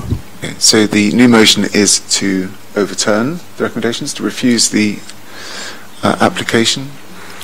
Chairman, you will need a reason for... Yes, we need some words. Yeah, based on exactly the same as what we did last time. Do we need a couple of minutes to put some words together?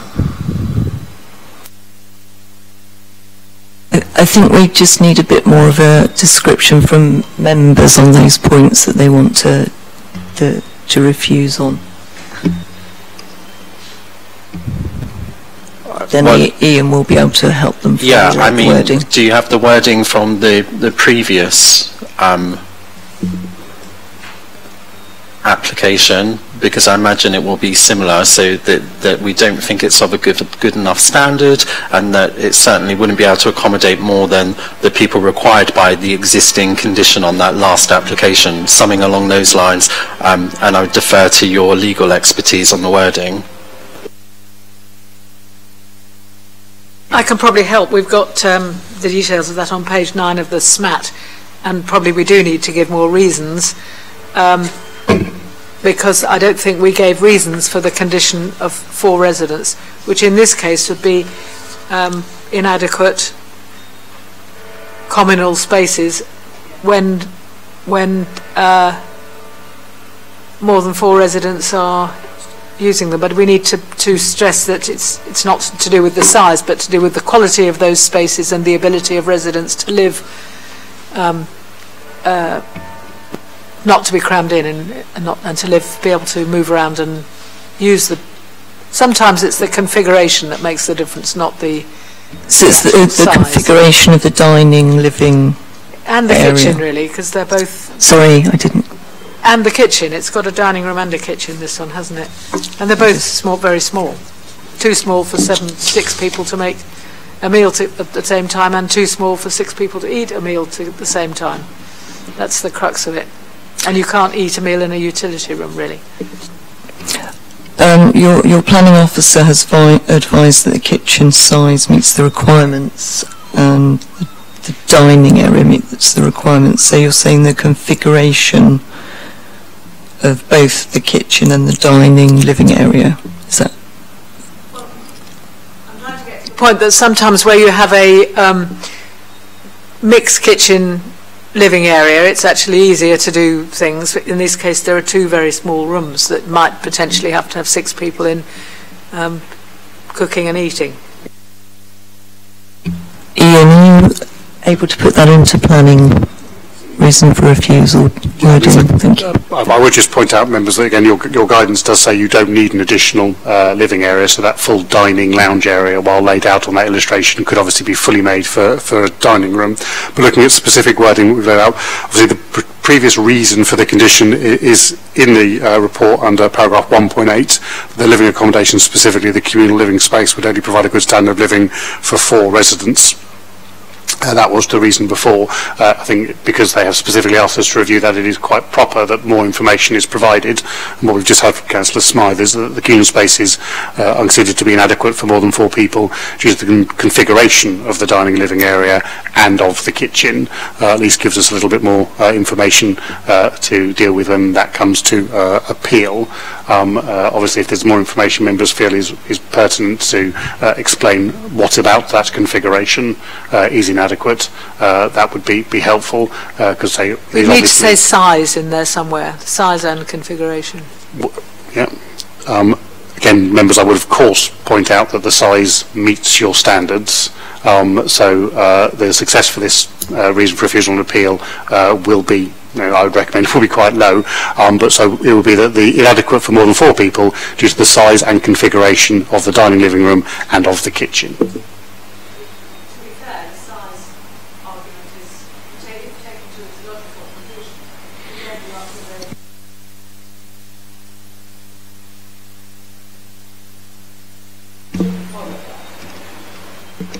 I don't wish to reopen the debate, members, but so there are different rules in your guidance that you've adopted for combined living spaces and for separate dining and kitchen spaces. So, again, I would be cautious around that. All right, okay.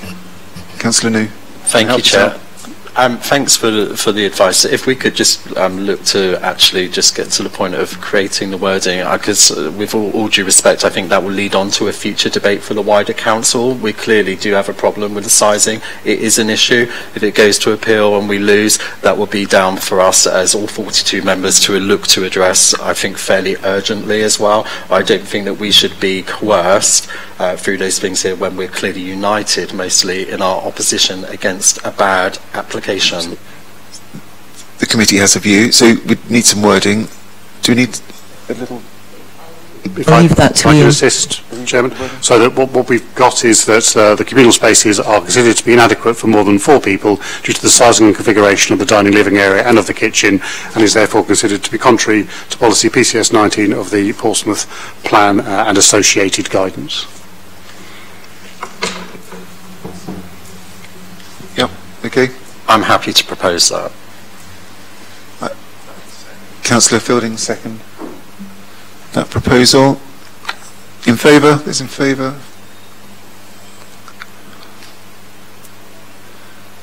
And against? Abstentions? Councillor Smythe. I'm abstaining. Oh, you're abstaining. I thought you were going to say something as well. Okay. Thank you. Juliet, we got the numbers? That motion has passed, so planning permission is refused for the variation of condition under section 73 of the Town and Country Planning Act. Thank you. We move on. Oriel Road. Over to you, Ian. Thank you, Chair. One of 3 applications now, change of use from standard family dwelling class C3 to a purpose falling within either C3 or C4, a house in multiple occupancy. So 23 Oriel Road, you can see on the screen a mid-terrace property. That is the property. As you can see, currently under refurbishment at the time of these photographs.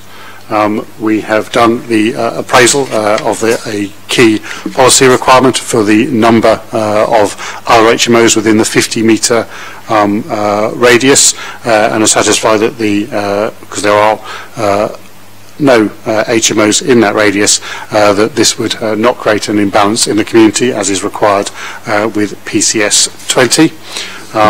We've also looked at the key issue of the floor spaces. The site has gone through and is going through a number of permitted development alterations to increase the size of certain floor spaces, which you can see on the screen available. This is both a dormer window and a rear extension. Consequently, the overall spaces compared to our adopted standards are laid out in paragraph 5.13 of the report, and all of those standards are met, sometimes significantly exceeded for that purpose. There's probably little more than I can say. It is a change of use that is compliant with policy for both the balance of the community and the internal spaces. All other matters laid out are laid out and covered in the report. Just to do some admin, again, I would draw reference to Mr. Carvalho's email to all members yesterday that obviously raised a number of points that he wanted addressed. We are satisfied these are largely addressed within the report. We have, again, the written deputation from Councillor Weymouth, which also covered this matter. I don't know if you wish me to read it again. Thank you, Chairman. But obviously, a key issue from local residents raised by the ward member there. But I would want to draw your attention to the Supplementary Matters report, which has identified an additional petition objecting to this, as well as additional objections highlighting the key issues from the wider area, Oriel Road, Shadwell Road, Wadham Road and Ophir Road. So there's substantial local opposition to the scheme, as you can see, through that which has been reported in the report and that which is covered within the Supplementary Matters report. I would specifically also want to just correct a typo in paragraph 5.20, which suggests that the Highway Authority feel that an objection on car parking requirement can be sustained on refusal. That is, apologies, a typo from us. That is, that car parking requirement could not be sustained on appeal. The Highway Authority and officers are satisfied that the parking provision does comply with your standards, in this case sufficient to warrant the recommendation for the grant of plan permission. With that relatively lengthy Supplementary Matters report, with my apologies, we are satisfied that this does meet your policies and should be granted planning permission.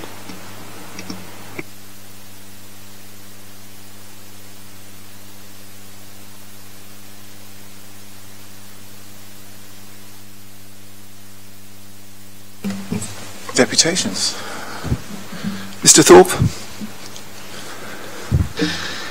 Hello, and thank you again for your time. Some of the points just raised I'll cover in the later applications, because I'm just about to suggest the same condition implied for the next two applications. But in regards to Oriel Road, my recommendation to the council is either to defer it and come and do a site visit, or to reject it. Now, the reasons for that are clearly laid out in Elvis's drawing document. There's lots of inconsistencies within the written report. It even fails to mention 150 objectors from 132 houses in the 3 surrounding roads. It's very selective in the way that these reports are written. They seem to be written in a way to come to the quickest conclusion. So if you take the deputation that we've done, it picks up the fact that we're talking about subdivision of properties and flats in the immediate area. So it admits that as a reason of objection. Now, if you look at the one for 210 Chichester Road, it then quantifies that as only being 4 houses within the 50 square metre thing. If you look at the Oriel Road document, for example, it's 19% of properties are subdivided into flats already. So we're already doing our bit for low-value, socially affordable housing within the community. We're already destroying the SPD on parking and everything else by the appearance of those documents. The other issue that we've got specifically within the area, actually, Ian, have you got that email that I sent you with all the HMOs around the area? Because the 50 square metre thing is just rubbish. I mean, it's the length of a swimming pool. It doesn't look at what it's assessing, and it doesn't look at the standards. So all I did was I simply plotted all the HMOs that have been applied within the last 4 years within about 200 metres of that house. And it's up at 15 to 20 houses with at least 7 or 8 under planning application. The whole area is being destroyed by low quality HMOs, and the reason for that is because of the type of housing that they are. If you go further up into Hillsey and you have a nice terrace house with a garden and side access and bike storage and everything else, it costs £150,000 more or 100 grand more, and the house is 30 to 40% bigger. So these developers have all jumped on a bandwagon and are developing the wrong type of housing. You guys need to redress this. The new city plan actually says that you'll monitor where new HMOs go and take it to committee. So I feel that evidence in particular is very relevant to this case. I did have one other point that I wanted to make, because the trouble is if we go through all the points that are wrong with the report, then I will not fit in within 4 minutes. So I've talked about HMOs and I've talked about the 19% flat conversions. I don't believe the plans. If anyone believes that any developer here that normally only meets it by 0.1 of a metre is going to suddenly produce a development with 100% excess space on the thing, then you're having a laugh. This thing's coming back. The other thing that I would say, and I didn't get an opportunity with the last one, is that we very clearly said in our deputation for 13 Chadwell Road that all 3 planning conditions that were being imposed were unenforceable. And again, we've got the same planning commissions here, and I would like Ian Maguire, because I've directly asked the council for 4 months what being built in accordance with block plan XYZ actually means. So if we could consider the number of flat conversions, the number of HMOs in the surrounding area, the social issues that it's already giving, the number of mandatory points within your own SPD that you're dismissing every time because they're not sustainable at committee, then I think you basically need a review of what we're doing. And also, if you are going to approve it, please put an occupancy limit in of 4 people, because that's what they're asking for. That's the end of my deputation. Fortunately, we've got the 2 surrounding houses. Can I just quickly say about the surrounding houses? The other problem that you've got is the standard of development, and then I'm going to stop talking. They're basically developing a house badly. They're not engaging with the local community. The truck at the moment is parked across the pavement so that they can shovel crap into it. They're not talking to the neighbouring properties about party wall information. We're just about to take out a civil order, a stop order, to stop them from working on this property. And they just don't want to work with the community because they're not interested in integration. They're only interested in profit and cramming in as many little boxes as they can into the property. You know that, I know that, everyone around here knows that, but there seems to be an unwillingness up to now to actually react to this. And that's all I've got to say. I will raise other stuff to do with the previous application on my next 2 deputations, because I've got a whole day of value for taking my day off work. You have it. Thank you, Mr. Thorpe. Lisa Hussey, over to you. Hi, thank you for letting me speak today. I live at 25 Oriel Road. The plan application for the HMO is next door to me at number 23. Has brought nothing but unneeded stress and uncertainty into our home, affecting mine and my family's mental health and putting strain on our daily lives. In the past year, my mum has passed away and my father is in early stages of dementia. My husband and I have worked throughout the entire pandemic as key workers, my husband in infrastructure projects and myself as a dental nurse. Through these tough times, my home has been a place of safety and sanctuary, the only place I could find refuge from the constant trials and tribulations that life brings. I'm telling you this not for sympathy, but to stress to you how important our home is to us and to many other residents in Oriel Road. I am now in the situation of living in a state of constant uncertainty, with the prospect of living next door to a HMO, never knowing who is living there, for how long, and possibly an endless turnover of tenants. I feel my own feelings, and those of the residents are not being considered by the council at all. I believe the approval of these applications for HMOs are only of the benefit to individuals financially and do not consider the effect on the wider community. Many of the families in Oriel Road are hard-working homeowners who are proud of where they live and wish this to continue. These homeowners feel they're being pushed out of their homes by, these applications for HMOs. I personally have raised a petition containing 130 signatures and canvassed the opinions of not only Oriel Road but also the surrounding roads. The idea of shoehorning as many people into a property as possible, with the extra cars, the increased noise and waste that this will bring, proved very unpopular. The parking situation on our road is already a major issue for residents and will only be made worse if the planning application for these HMOs get approved. This is where I think a site visit would be very, very useful, because if you come to our road after a certain time, I don't believe that that you would see how difficult it is to park. I don't believe that they're saying, oh, it's okay, it meets the standards. It doesn't.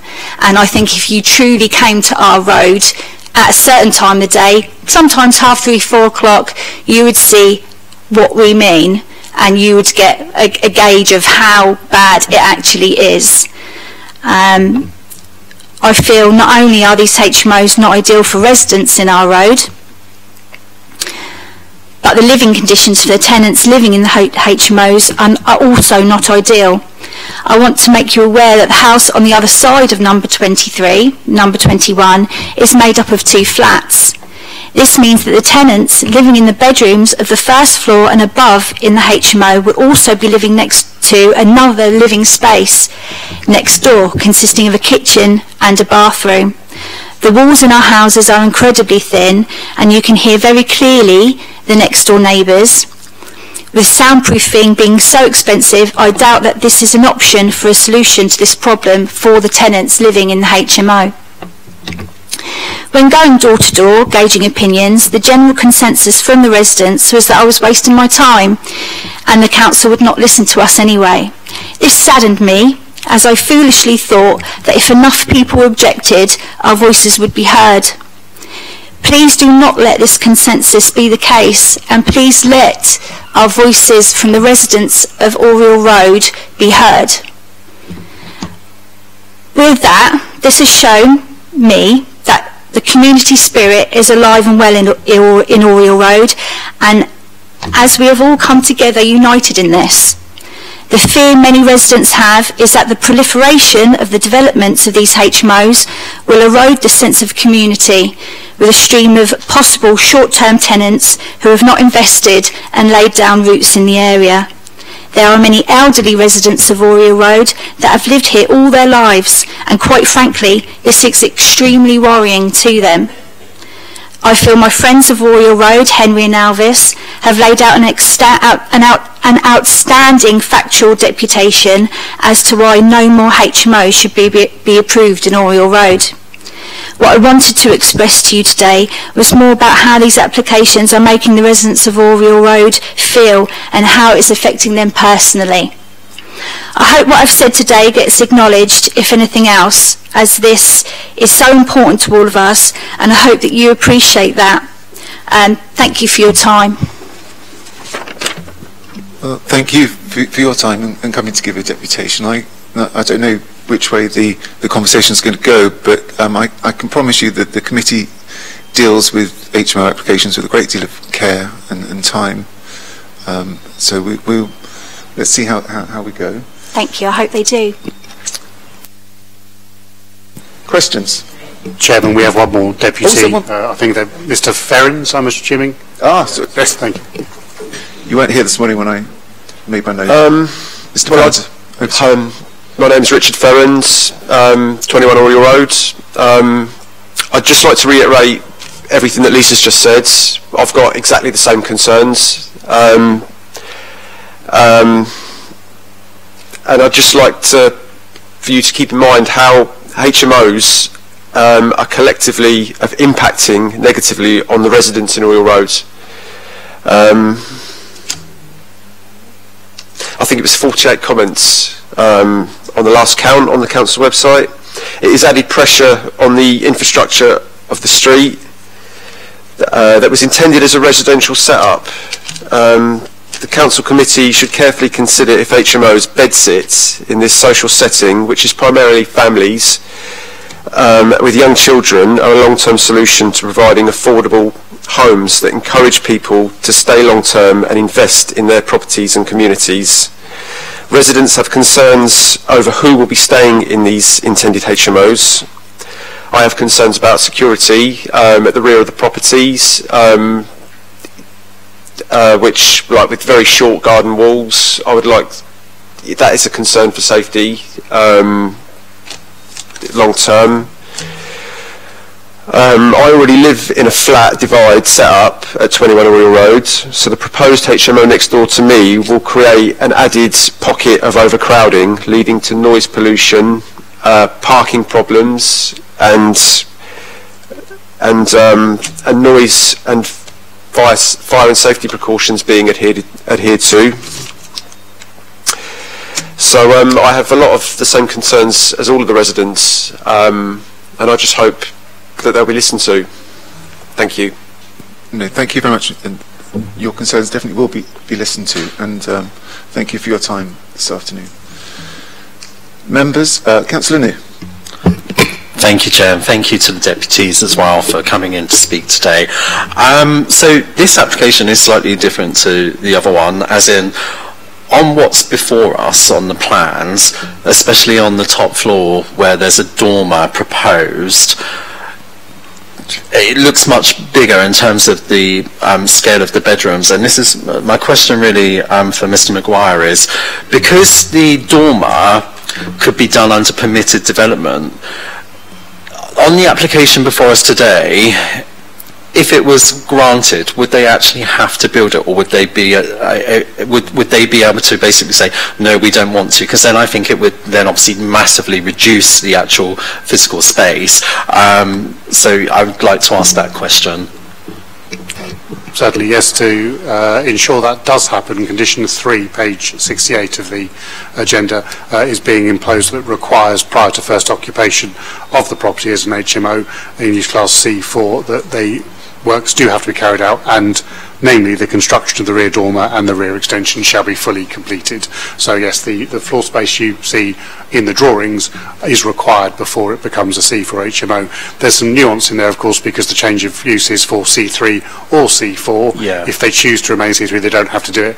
As you can see from images, though, they are wanting to get on site and do those things. But to be C4, yes, these room sizes would be achieved. Thank you. Any other questions, members? Okay, to comments. We'll comment less. And I heard the idea about a site visit. I'm not sure that's going to assist us in this matter. So I don't think that's going to be possible.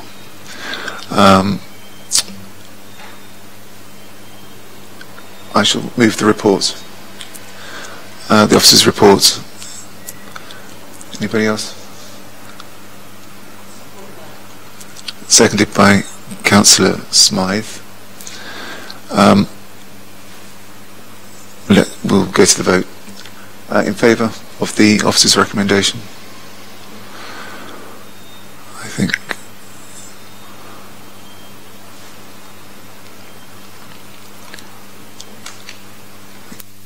Against? And abstain?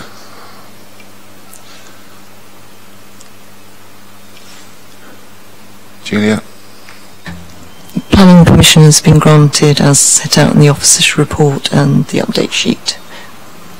I know that will be a disappointing result for you, but we have to take consider the facts before us on the report. Okay, on to Chichester Road. Ian?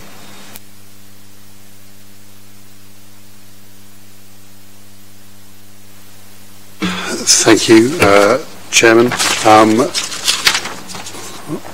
So again, another application for a change of use, for change use from C3 to use falling within C3 or C4. Many ways very similar to the previous scheme. So as you can see here, part of a terrace of properties. There's less work currently going on some of those photographs. Again, we are satisfied it does not breach your 10% rule for the imbalance of communities, and the room sizes created, which are detailed in page 74, paragraph 5.11, are deemed acceptable for the level of occupancy proposed in this case. That's the existing, they are the proposed. So again, those additional spaces are created through permitted development extensions, and again the same condition is proposed to require those works to be completed prior to that occupancy as a C4 HMO. One nuance I will just highlight for members is you'll see from the existing floor span, part of the existing ground floor is currently a conservatory. So one part of the works they want to do is actually to re-roof and alter that conservatory to give it a more substantive completion, and again that's covered by condition 3 to require the conservatory to be fully insulated with a tiled roof to building regulation standard to be completed. Consequently, because again we have no breach of your policy either on a balanced community or on size, we are satisfied that this can be recommended positively for planning permission. I would state that the rooms are slightly smaller than we just saw, but we are satisfied in each case all the rooms do meet a reasonable living standard associated with the proposed occupancy. We have a written deputation from both the owner and from Councillor Swan to read out, as well as the verbal deputation from Mr. Thorpe. And from the SMAT, I would draw attention to the additional objection we've received, which we have commented on within the SMAT report itself. As I say, compliant with policy to officer satisfaction, and therefore recommended again for the grant of planning permission.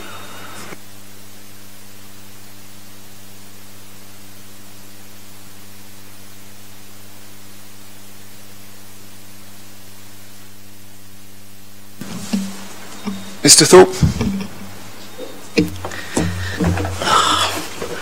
What shall I say?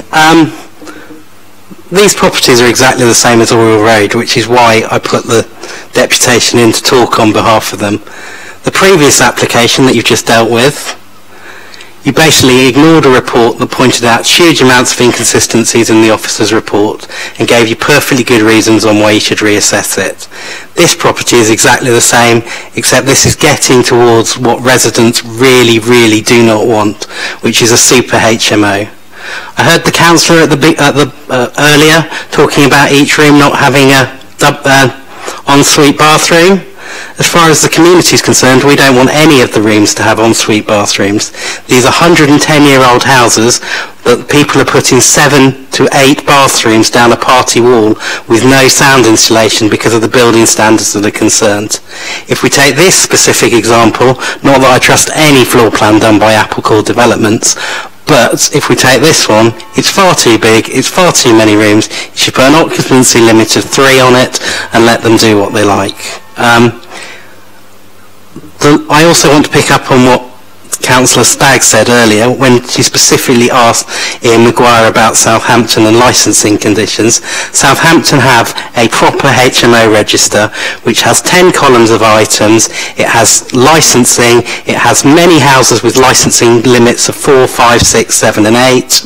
And then Elvis also in his deputation provided you a copy of Coventry's HMO licensing, which has exactly the same, plus all the building defects that he's talking about, the fire, it publishes the landlord's name, it publishes the agent's name, and it's also, unlike Portsmouth, a managed HMO licensing arrangement. What I mean by that is that Portsmouth have 4,300 HMOs, of which only 1,200 of them have licensing. There's no control over this, there's no auditing. And really the solution has to be an administration change in how HMOs are dealt with. And that's really all I want to say. But if you do look at this thing, I noticed that they didn't put up the street plan which showed that this whole house is a nightmare on the end of a road. It picks up hundreds of surrounding properties and it's just too much for the thing. Just limit it to what would be a typical use by a family. Typical family use is either 2.4 children or quite a lot of the houses in Oriel Road are actually now retired residents. So this whole idea that 7 people live in it is just ridiculous. The SPD on parking is ridiculous. In the other deputation, which again you didn't take on board, we looked at 7 different cities' HMO policies. Every single one of them had higher parking standards than Portsmouth for an outer city development. They had 2 clear zones, one for South Sea, which was basically generally a city centre development which was in line with what you've got, and then an outer city development which Hilsey would be regarded as, this is a family, as they would Copner, that basically have higher standards. So please think about the scale of the developments that you're trying to put into the neighbourhoods. And also please think about reforming licensing, because that really is the key. When I tried to find out about who's responsible for licensing, which committee, where it goes within this city, it was like an abyss. And I had a quick chat with Councillor New just before it, and he indicated that really it was this committee that was dealing with it. So I would like that licensing issue dealt with, because I genuinely believe planning is just a waste of time. And the 3 conditions, which again Ian Maguire's had 4 months to reply to me about what built in accordance with block plan XYZ looks like, and does it have to look like take Oriel Road. I'm going to write to Ian if that house doesn't look like the plans that have been submitted, and he knows that it won't look like the plans, and he knows that it won't stand up in appeal if it does. So I'm really beginning to get a little bit fed up with it, to be honest, because the last house showed why Portsmouth is failing to handle HMOs in an appropriate manner. Thank you. Thank you, Mr. Thorpe. We have some written? We have 2 written deputations, one from Councillor Swan and one from the agent. I assume you probably want Councillor Swan's first. Apologies. Dear Mr. Chairman, members and officers, firstly, I apologise for not being able to deliver this deputation in person. The past 6 to 12 months have seemingly seen a huge increase in HMO applications in the Cobner area, and residents have frankly come to the end of their tether. Cobner is an incredible family-orientated community with 6 schools in the area and a very large number of vital family homes, and this is at the heart of what makes Cobner the fantastic place it is.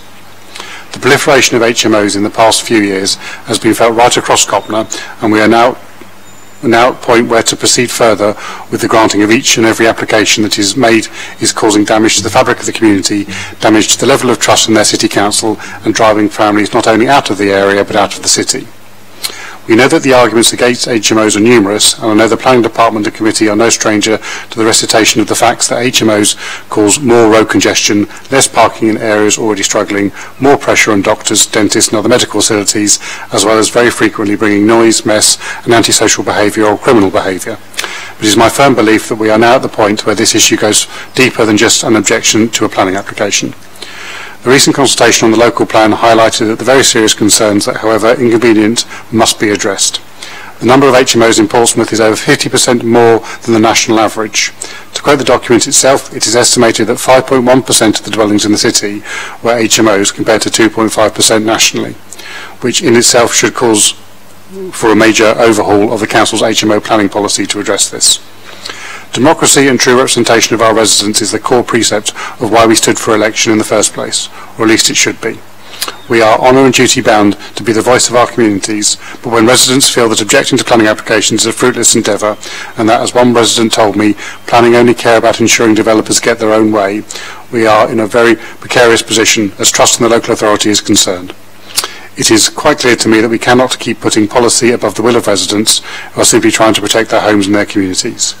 I sincerely ask the Planning Department and the Planning Committee to reject this application and prevent the community from being ripped apart and thrown to the wind.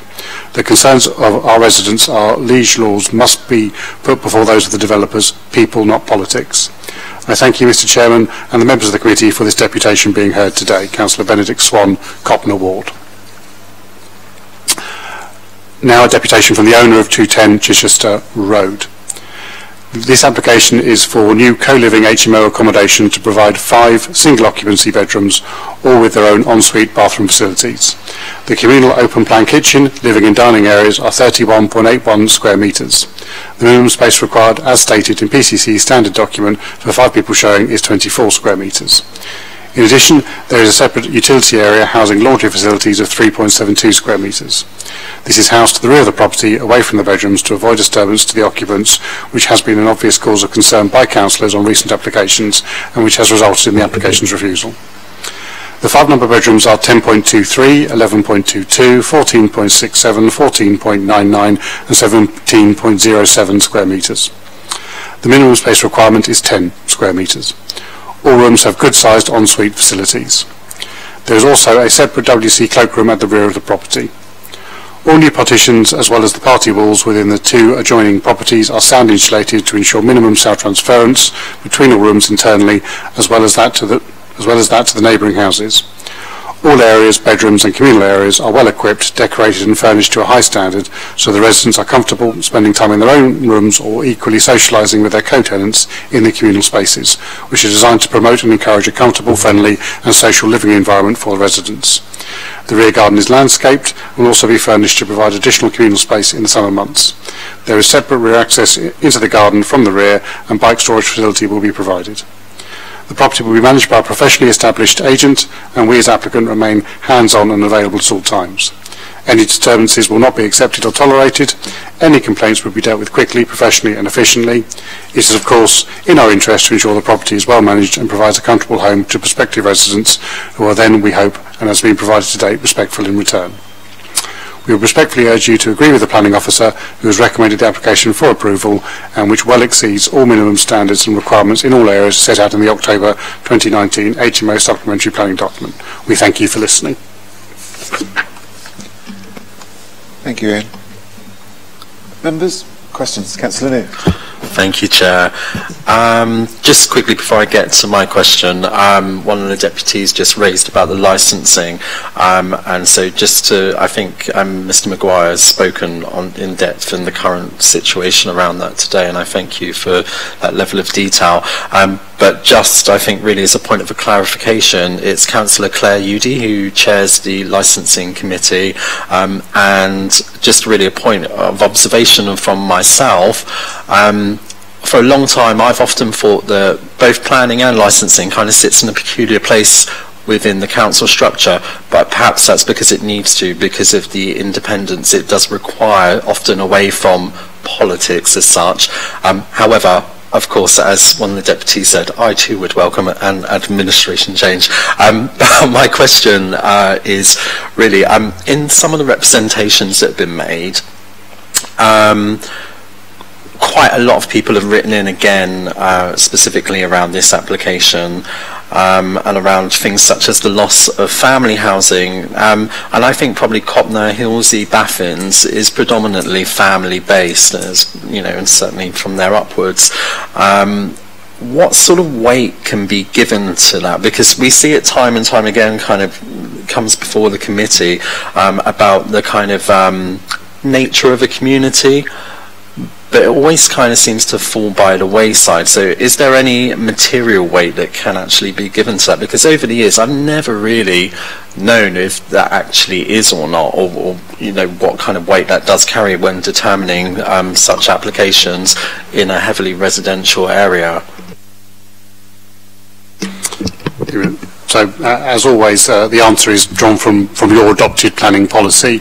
You've set a mixed and balanced community target, ceiling, guidance. That's 10% of properties within the 50-metre radius being HMO as a maximum. This scheme, just to be clear, obviously is well below that. So while by its very definition the change of use of a residential dwelling to another use, even if it's a different residential use such as C4 HMO, does result in that alteration, you have to look at that overall impact on the character of the area. As your policy identifies that you're satisfied that you wouldn't create an imbalanced community if that percentage was less than 10%, and that is a policy applied across the whole city. Obviously, policymakers at the time, and indeed policymakers going forward, could choose a zonal approach to that. That hasn't been done in Portsmouth to date, and you are obliged to consider applications under current policy, not that which policy you think should be applied. So the 10% guidance is very much the development plan in front of you, and it is that which you should be using to judge and giving significant weight in your decision making to whether or not that is a change in the character of the area, moving away from family housing to, in this case, potentially C4 HMO. Thank you. And my next question is with regards to HMO. So it does reference in 4.3 about illegal HMOs in the area, and I guess that's probably an ongoing problem in terms of ensuring that we have an up-to-date HMO database. Now, I can't sit here and tell you or anyone how you ensure that that is kept up to date constantly, given the size of the city and the amount of dwellings, and I guess it would be something that would need to be addressed continually, almost like you would need to have a full-time employed team going around constantly to try and find out, investigate, etc. How can we address this so going forward, because it clearly is a concern, and certainly over the past 6 or 7 years I know that Councillor Hunt has shared similar concerns in the past.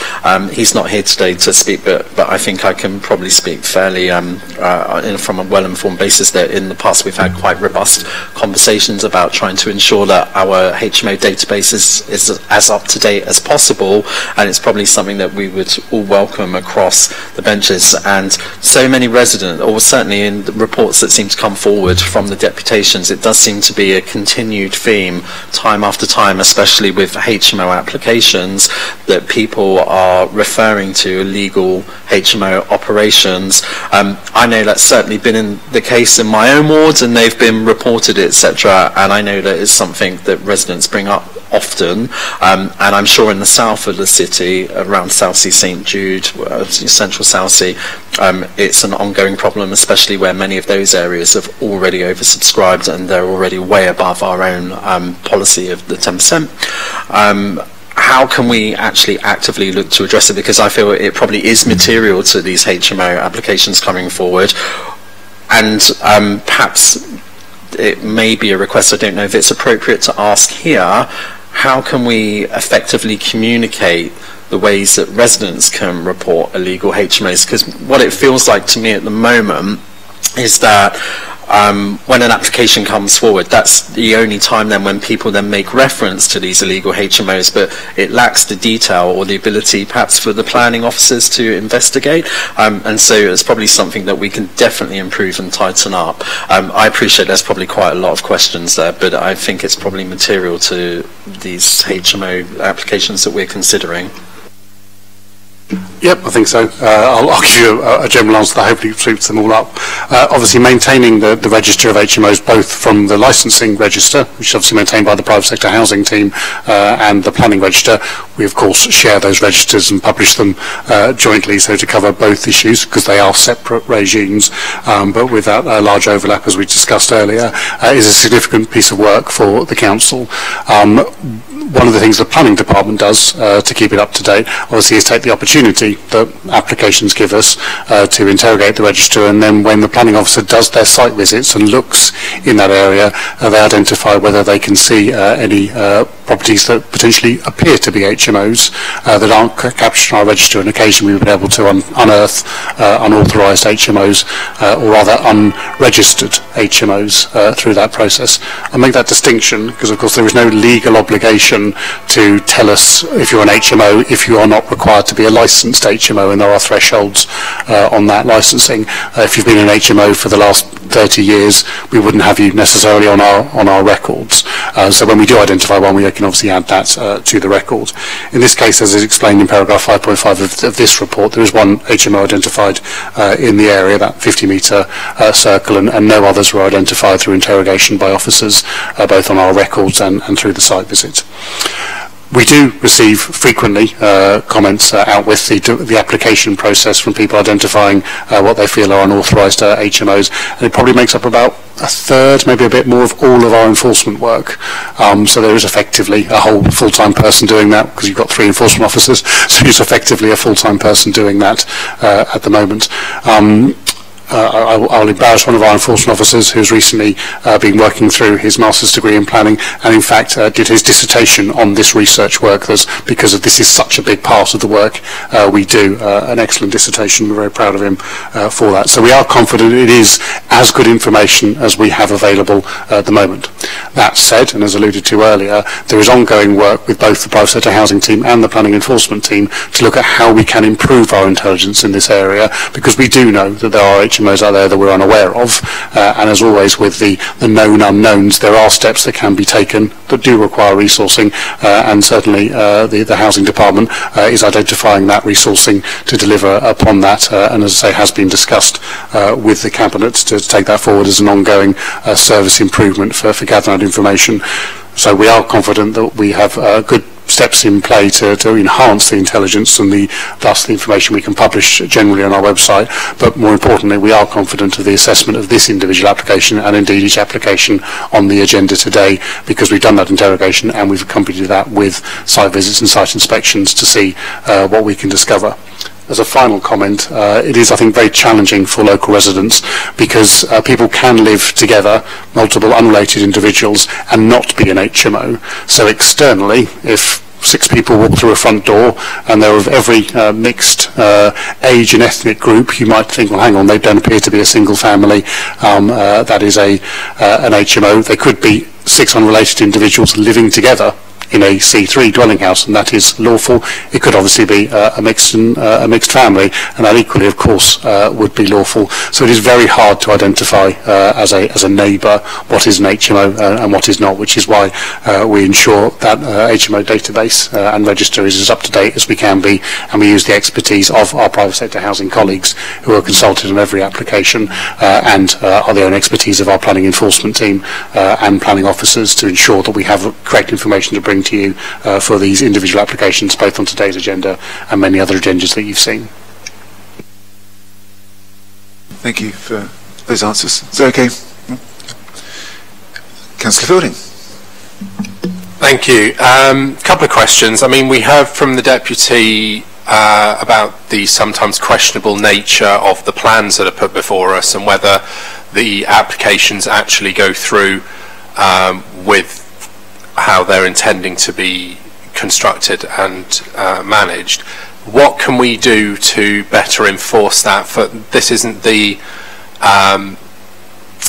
unregistered HMOs, this is the ones we're actually passing.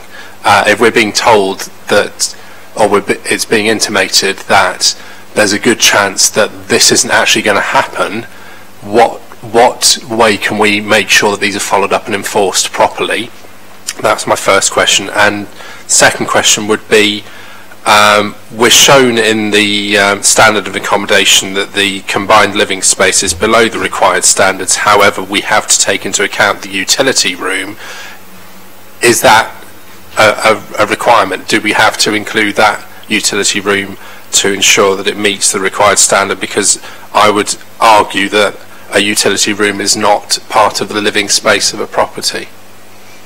Well, it's a question that we've asked before. Yeah. Unsurprisingly, perhaps, but yeah, let's get the answers. Certainly, two different questions. So first of all, the conditions, how do we ensure they're followed up and enforced properly? That's what the planning enforcement team is there to do. If anyone has concerns that a condition hasn't been complied with during the delivery of a planning application, they can contact the planning enforcement team and they will investigate it accordingly. So we have 2 conditions regarding the approved plans in this application. One, that they must be carried out in accordance with the approved plans, and two, very specifically, the additional works that those approved plans show under which are permitted development works are completed. If that isn't the case, we can investigate those, and we'd have to look at whether that was acceptable.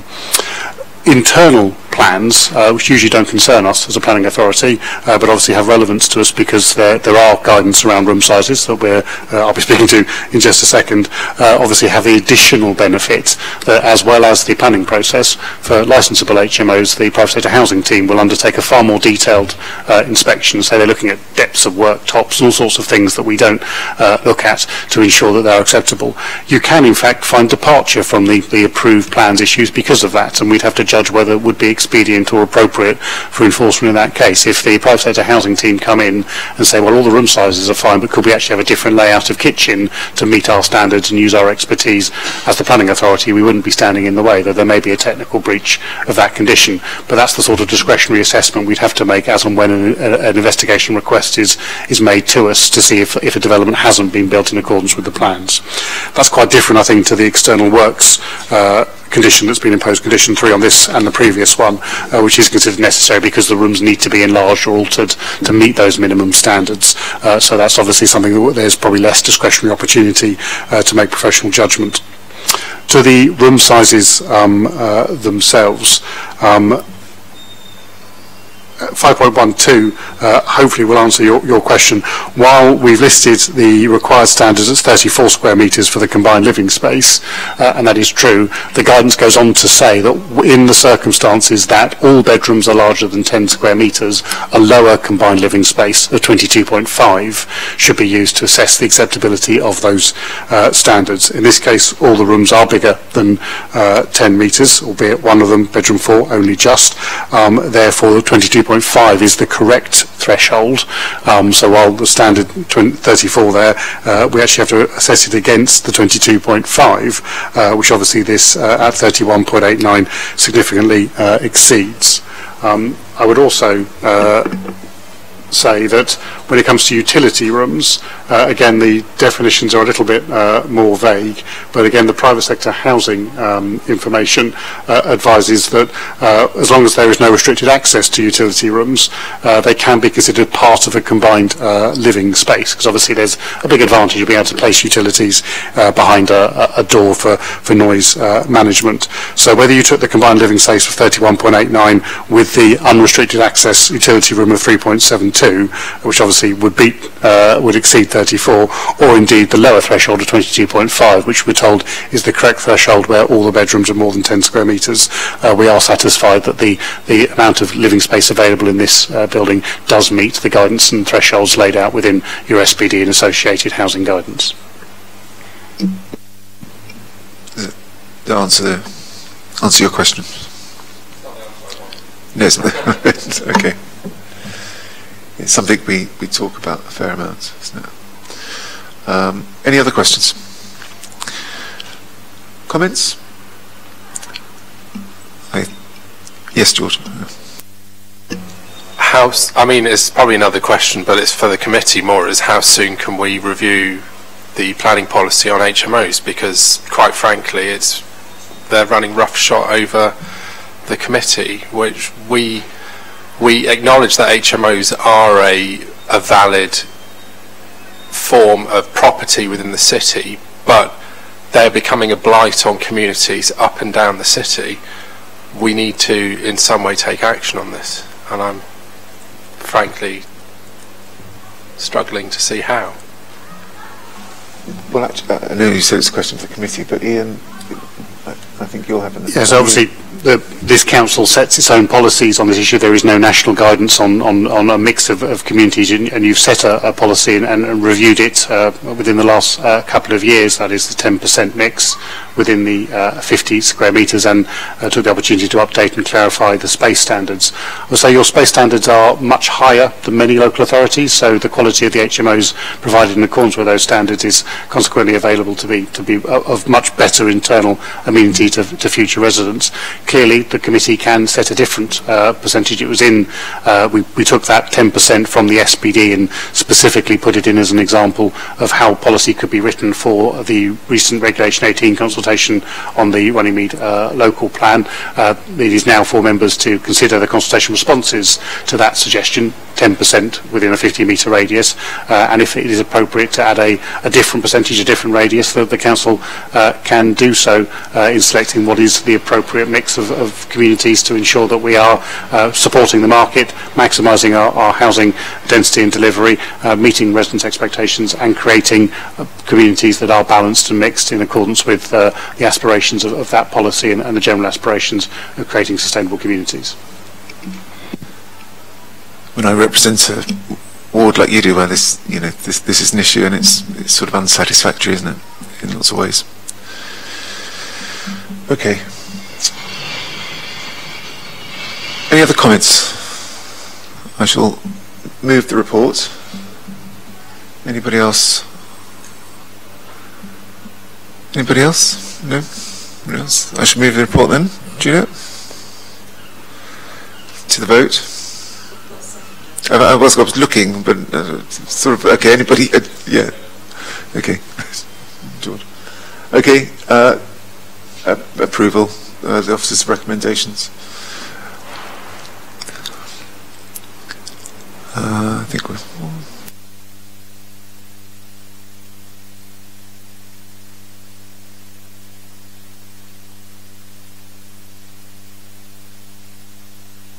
Planning permission is granted. So. Thank you, Julia. Apologies, Chair. I need to leave now. I've got another meeting to go to. Thank you, Rob. Thank you for your contributions. Chair, can I just have a comfort break as well, please? Yes, no, of course. Yes, okay. Yep, 5 minutes. 5 minutes, comfort break, and we'll be back for the last application.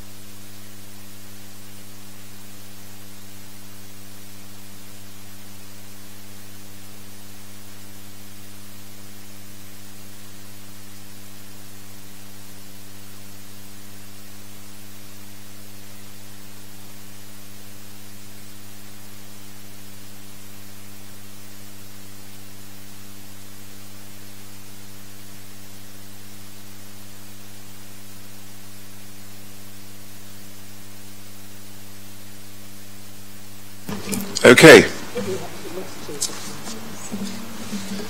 Shall we? I think we're all back. The last application. Well, are we back on, Karen? By the way, were we ever off? Okay, Paddington Road. Ian, over to you. Thank you. So this is the final application on today's agenda. Again, a change of use from use class C3 to a purpose falling within use class C3 or use class C4 HMO. Again, you can see here a building under renovation. The alterations have largely been completed, however, so a slightly more mature set of alterations delivered under permitted development than we've seen in the previous schemes on today's agenda. Again, one that we're satisfied, having reviewed the HMOs on our records and through site inspection, does not breach the 10% rule. I think one property was identified as an HMO within that 50-metre area. So that's 1 out of 81 properties. And the room sizes, again, that's the existing floor plan. They are the proposed floor plans. The room sizes, we are satisfied, meet the minimum requirements to create a reasonable living environment. I would just point out the internal layout to the rear of the property was amended during the application originally. And if I can find a mouse, I'm not sure I can. Oh, there we go, something appeared. Originally, the kitchen and diner were the other way round, and an additional ensuite bathroom was provided for this ground floor bedroom. Now that space has been incorporated here, so you pass through the kitchen to get to a living dining space, and rather than having two ensuite rooms, we have two rooms sharing one bathroom, with the upper floors being rooms with en-suites. Again, we're satisfied all of those room sizes meet those requirements, and this layout is more appropriate and creates a better living environment for the up to 6 people living together within a C4 HMO. Again, looking through, I think this one we have no written deputations for me to bring to your attention, and no further updates from the Supplementary Matters Report. This is a scheme considered to be compliant with policy and is consequently recommended for the grant of planning permission.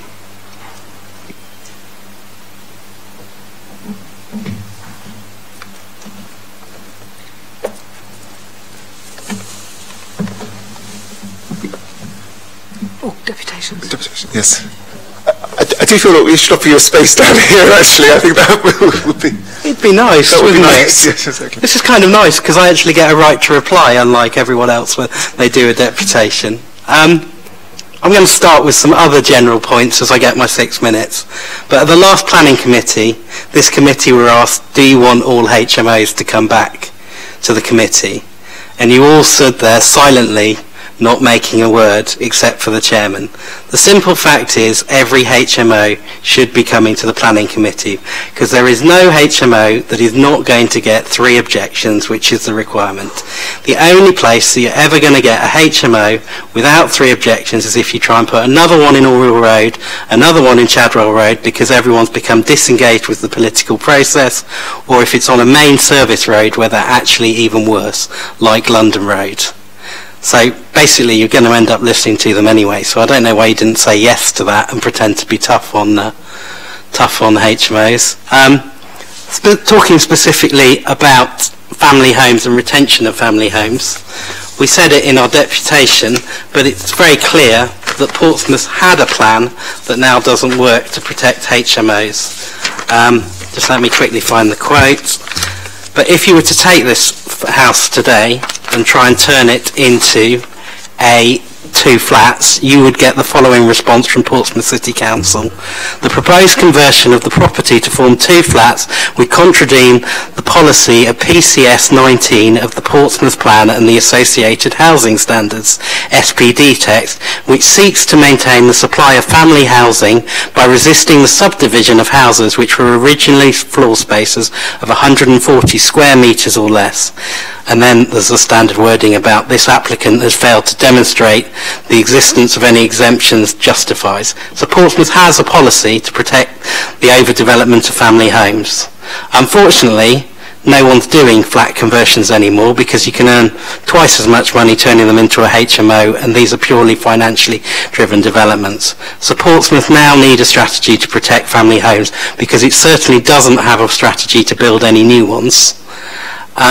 If we then talk specifically about this application, again, it's exactly the same as Oriel Road. It's a highly overdeveloped area of the city with no parking provision, the same social issues. What we've got there is a super HMO, which is what everyone dreads, which has 7 or 5 bathrooms on party walls that aren't sound insulated, disturbing the neighbourhood, all the social issues that it brings. And again, all I can say is I would approve the application with an occupancy limit of 4 people. And as soon as you do that occupancy limit, then you limit the development that the developer's prepared to do. In regards to a couple of statements that have been made by other people, I can give you at least 40 examples over the last 2 years of properties that have basically never been built to the block plan that they were designed to. The way that they repeatedly do this is to misrepresent and then use permitted development. It's a very simple thing for the city to do to ban C4 permitted development rights. Every other major city does it, and I really think you should get that top of your agenda to get permitted development prohibited from C4 properties. I don't know why PCC is so far behind every other city in doing this. And it is reassuring to hear you actually acknowledging, as you're getting ground down by having resident after resident making exactly the same points that I have, that maybe you should actually just speed up and change the policies concerning it. And I would urge you to do most of the control through licensing rather than through planning, with what I know now, because Ian's sitting there quietly, but he knows what you can do and how much you can abuse what's been sort of set across. You can go between normal and SUIs, you can increase the number of occupants, you can do whatever you like. You don't even have to build it to the floor plan, you don't have to build it to the block plan. The whole thing's just a farce, this sort of policy, so I would actively encourage you to review it. Thank you very much for your time. Please, on behalf of the residents of this area, limit the occupancy to 4 people, and that's all I've got to say. Thank you so much, and next time you'll have Elvis here to represent me, because it was me and him that produced all this documentation. Thank you. No, thank you. We're very grateful for your time and energy in representing the people in your community. Members, questions on the application? And comments? The only comment I would make was just picking up on the flat point that the gentleman just said, which is, it's one I've always thought of myself, that sometimes it would get the better balance of social and families and mix into areas. But flats seem to be much harder to get through, as has just been pointed out, than some of these multi-occupancy houses. It's just a point of note, really. Ian, is that something you want to comment on? Probably little I can add on that. So obviously there are different standards applied to different properties. So there's a minimum size for flats. This is a national space standards are applied for housing and flats. For HMOs, these are locally required space standards. As I say, while we're applying the national space standards, so minimum scale standards for our homes and flats, we're actually providing abnormally large space standards for HMOs. So we hold HMOs to probably a higher standard than the average HMO out there, whereas we hold flats and houses to a national space standard. So that'll obviously have an impact on the deliverability and finances of both those different models. Lynn first. Yes, thank you, Chair. I'm concerned about the combined living space. It's not so much about the actual area, although it is below the required minimum. It's the layout. And I'm looking at the so-called kitchen for 6 people. If they all wanted to be cooking at roughly the same time, you know, they'd be falling over each other. To me, it is inadequate for 6 people, and the particular layer, because it's very narrow this end, isn't it? Because it's combining utility as well. So you've got a washing machine, presumably, and possibly even a dishwasher. You need to sink for stuff as well. And then, yes, no, it's just, to me, there's just not enough space in that particular layout. Thank you. Judith first, and then George. Oh, sorry, do you want to? If I can just assist, because obviously the layout was one thing that officers were concerned with. It was previously the kitchen was at the back and the living space was in the middle. We had that amended. If we can just put the slideshow back on the monitor, I'll just draw your attention to one pertinent point. I mentioned earlier at the opening of the meeting a recent appeal decision which was allowed. That's 73 at Ophir Road on the right there. This only came in earlier this week, but that is a layout that the inspectorate deemed to be acceptable. As you can see from a kitchen perspective, the layout we have for Paddington Road on the left is substantially more generous.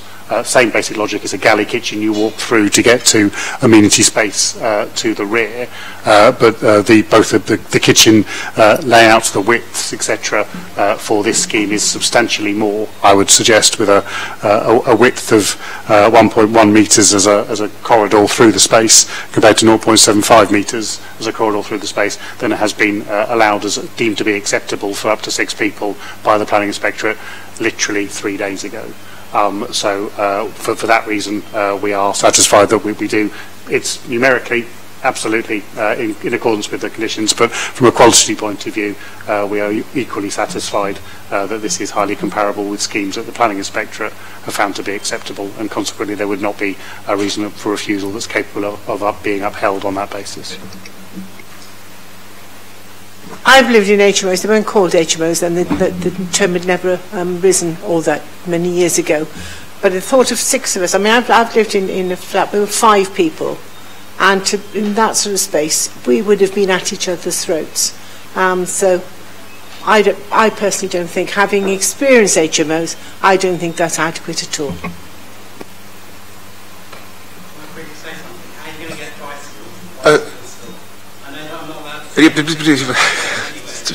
Don't make it difficult for me. It's difficult. Judith. My question relates to the statement in here which says that the applicant has plans state the bedrooms would be single occupancy, which would mean that there would be 6 people there. So we expected to speak 6 people, do we? That is the expectation, yes. Yeah. And we could control that, could we? Well, the use class for C4 allows for up to 6 people. If more people were added into it, a judgment would have to be made at that time about whether there is a materiality in that change. Thank you. I realise I should know that by now, but we keep going round and round on that. Thank you. And I'm also concerned about how you're going to get a bicycle through there. Can we see that width of the... is there a back access, was my question.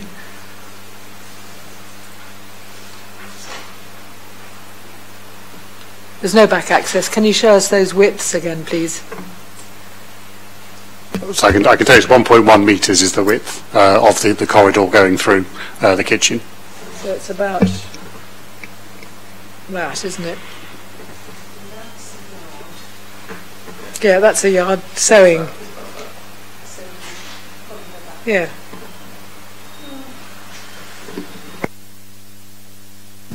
Councillor Fielding. All I was going to do was echo Councillor Stagg's comments about the ability to have that many people within the combined living space. I acknowledge that our policy says where a bedroom is more than 10 square metres that it reduces down the requirement for the combined living space, but that from a practical perspective, are we assuming that people would then spend more time in their bedroom than when they need to use the kitchen and dining room? It's just doesn't stack up to me particularly. Okay. Do we take a view on the idea of occupancy? Can we just ask a question, just to ask everybody to imagine taking a bicycle through the planner has shown, because not only have you got a I mean, I think we're almost talking about the bicycle store being unusable, and it is a requirement.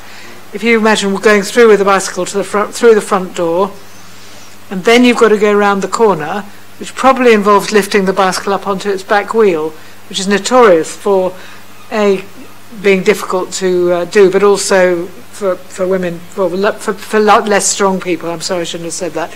But it's a difficult thing to do with a heavy bicycle for anybody. And then having to go through a door immediately after the turning round there, I don't think anybody could get a bicycle through that, even if it was enough space. Can we also, going round the corner, you've got this, going to the right. I mean, oddly enough, one of the nice features of this house is this area that you can get daylight in at the very back. It's quite small, but you'd have to turn the bicycle around the kitchen counter, and that therefore would mean that the dining table had to move down quite a lot. I honestly don't think that this has got an access for a bicycle to the bicycle sheds, and that's why I asked, is there a back access? And if there isn't, I think that's reinforces the case that the kitchen's not big enough, but really because you couldn't get a bicycle to the bicycle shed, so they can't be called a bicycle shed. How else could bicycle space be provided? That's my question. So I will happily say we don't have a plan showing the sort of sweat pass analysis of moving a bicycle through the house. It is a standard width corridor. It is capable, therefore, of taking a bicycle. It wouldn't be an issue. You are wheeling a bicycle straight through the full length of the house. I will happily acknowledge that as part of that scheme. Again, from the comparison I drew to you earlier, the appeal that's just been allowed, 73 Ophir Road, looking at the aerial images of that property, there's no rear access, so again bicycles were coming through an even smaller space. In that case, it is not an ideal part of the amenity, but for the occasions whereby a resident would bring a bicycle through the kitchen and the inconvenience of manoeuvring it, that is not something officers would recommend is sufficient to withhold planning permission. But again, as always, a judgment for members to make. I think the other one, although narrow, was a straight run. This is not a straight run. You have two areas where you've got to take a sharp right-hand turn, and I'm not sure that that's possible.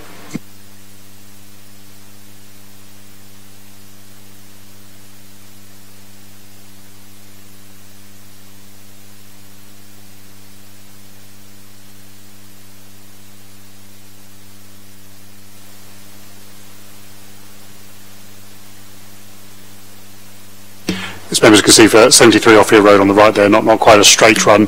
You do have to manoeuvre around the two ovens on the right in this proposed layout to achieve that. But there is obviously through the kitchen door itself and then down that corridor. Again, as always, these are the layouts to demonstrate the acceptability of the scheme. It may well be when final layout occurs, tweaks could be incorporated with the support of the private sector housing team, chamfering that breakfast bar protrusion, for example, on 19 Paddington Road would increase the ability to go round it as a space. Again, members, the general advice I would provide is, while it is not an optimal part of the scheme, the mere fact that you have to wheel a bicycle through your property for secure storage in the rear is not an uncommon circumstance for Portsmouth, whether it's a family home or an HMO, and would not be a likely sustainable reason for refusal. But it is certainly a negative aspect to the scheme, and if you feel that outweighs any other presumption or positive part of the scheme, you could do so. I would not feel confidence about your success on appeal. What is our SPD say about bicycle storage? Other than requiring the quantitative amount, it doesn't give details on layouts and accesses and things. So there, because obviously it is going to be the case for, frankly, all of these houses. Anyone that lives in this road will be wheeling their bicycles, whether they're in a flat, at a HMO, or a family dwelling, through the property to be stored in the rear garden. So perhaps in the future we need to make it very clear that bicycle storage needs to actually be accessible, rather than just provided, because I do understand that some people have a Brompton or something and they probably could get it through. But it does seem to me that's something that we need to look at in the SPD when we look at it again. Because this one particularly, I don't think you'd get a bicycle through, not on a daily. I mean, I think that one it's possibly slightly easier because you've got a bigger kitchen lounge to negotiate across at the other end. And a door straight out into the garden. But I really, don't think we could call it a bicycle shed. So members, as and when you choose to review your HMO SPD, obviously that can be reviewed again. The only thing I would be very clear to members is say that the key thing in any policy is its deliverability. As I say, this is currently a family dwelling house. If anybody wants to take their bicycle to store it, there's the front forecourt is a very small space.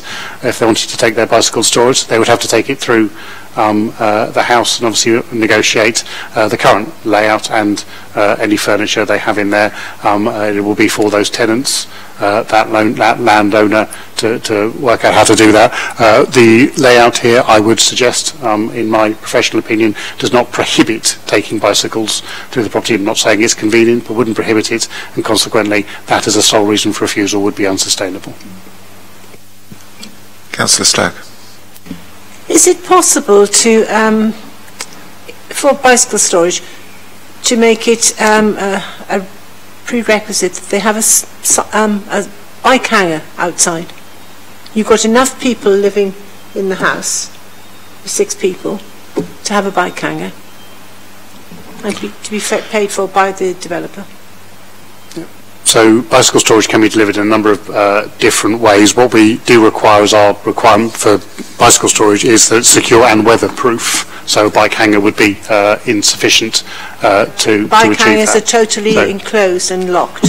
Well, so obviously you have bike hangers that are simply hoops vertically mounted. You have bike hangers that are bike lockers and storage systems. Again, it would be for the applicant to propose how they wish to do their secure weatherproof storage based on that's their why I'm optimal asking, is it possible to make this a condition? Yeah. Say that we have a condition on here, condition 3, bicycle storage, that is part of the occupation. The secure weatherproof bicycle storage for 4 bicycles shall be provided on the site. That's in accordance with the submitted plans.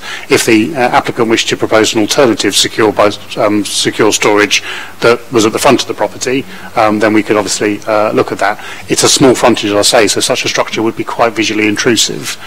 So we'd have to balance those issues against the convenience of the residents and the character of the area. Could they take up a parking space? Yeah. No, so they're on the road. Because it doesn't have any off-street parking, so it would be taking up the whole of the tiny forecourt. If they could contrive a structure in there. They go into the road. A condition that they applied for it and paid for it would solve this problem. Yes. And it's a city scheme that's being doing up and down the country, up and down the city. George? I'm just curious as to why the condition says if it's a 6-person property that we only require to have 4 spaces for bikes. Is that... So your adopted standards for bicycle storage require for 6-bed C4 for secure weatherproof cycle stores. I was just going to say, I thought it was a really good idea from down the front in regard to the bike. I know it's something maybe we can't do it at planning here, but to adopt the sort of bike hangers, which are the council-approved scheme ones, which would be put into the local area, would be quite a good twist on it, wouldn't it? I'm not saying it's something for the future. Well, it's a good idea. Can we?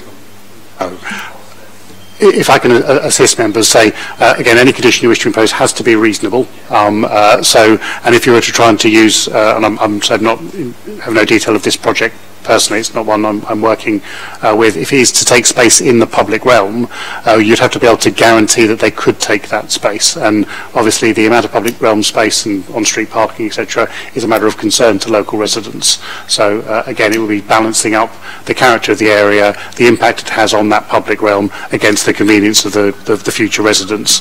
I would be recommending that the bike store in the rear garden, however mildly inconvenient it is to negotiate through the house, is the appropriate balance and solution to that requirement. Can I just explain that the bike hangers, they cost about £3,000, and the people rent the space in, it's £30 a year. So I don't see why that couldn't be a condition, because it solves the problem of the bike storage. It just takes up 1 parking space, so 6 people had bikes. It's better than having 6 cars trying to park there.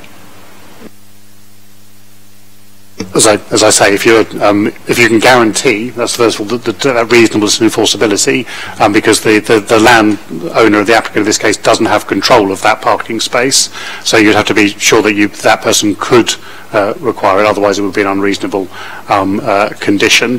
Then if that was something that they were guaranteed to be able to do, I would just note that obviously the impact on local parking is a concern to local residents, so that would be adding to the concern of local actually residents. Reducing it, because if people didn't have... Say, with the obvious caveat that, that if that would reduce the number of parking spaces, again, everyone has a different opinion about the efficacy of cycle storage and parking provision. We can again look at a condition about requiring them to enter into a discussion, but with a third party, I'm not sure it would be a lawfully enforceable condition, and we'd have no way to require the future tenants to rent those spaces in perpetuity, because it would be out with their control. This is something we could explore.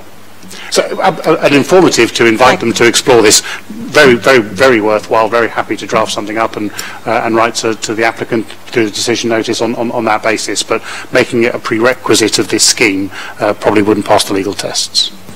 So we'll make it informative. Interesting. Yeah. Really good idea. Okay, so we don't know what the inspector would think about this, but it did seem to me in this case it's the only way you're going to get people to have storage for any bicycles. You might have one in the front forecourt, but they don't you wouldn't want that if you were in bedroom one. It's not secure anyway. It does seem to me that this is a good way of getting more bicycle shelters in this street, which is probably very difficult for cyclists anyway. They hang 6, do they? Or they come in various sizes. Yeah. And they're we can't, we need, I'd be for saying either adjourn this so that we can investigate the feasibility of the bicycle access, including that as an offer. I'd like to, we're not on comments yet, but...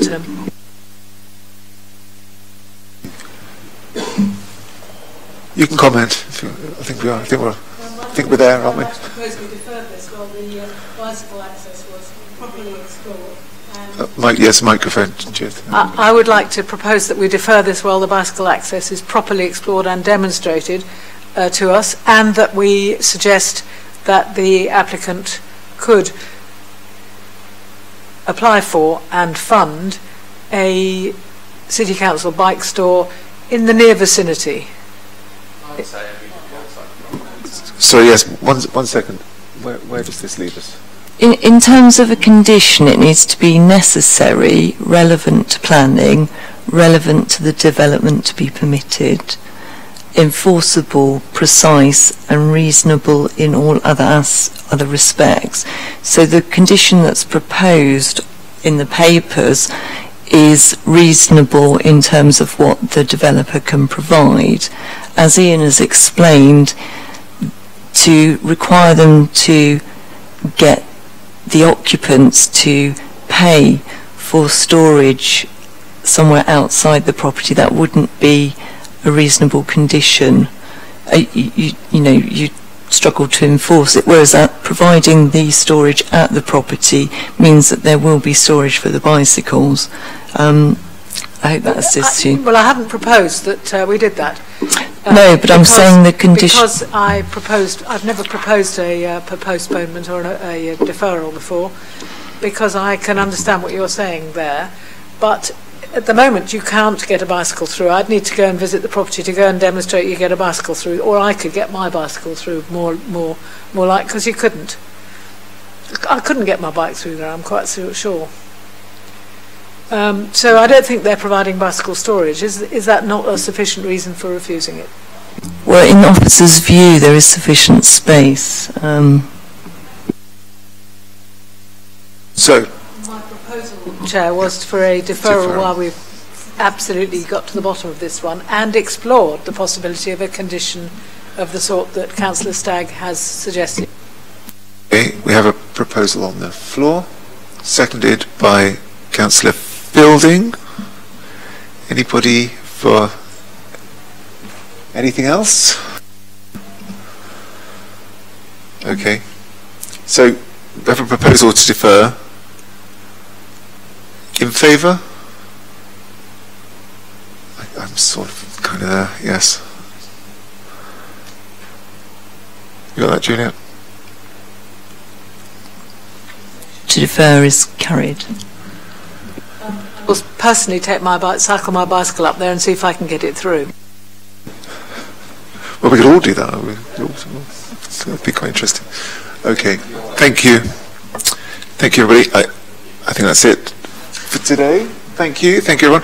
Thank you everyone who has come and given a deputation or has watched in the gallery or online. Thank you, members. Thank you, officers. See you next time, which might be next year, I think. Yes. So, happy Christmas. Yeah, happy Christmas. Happy Christmas.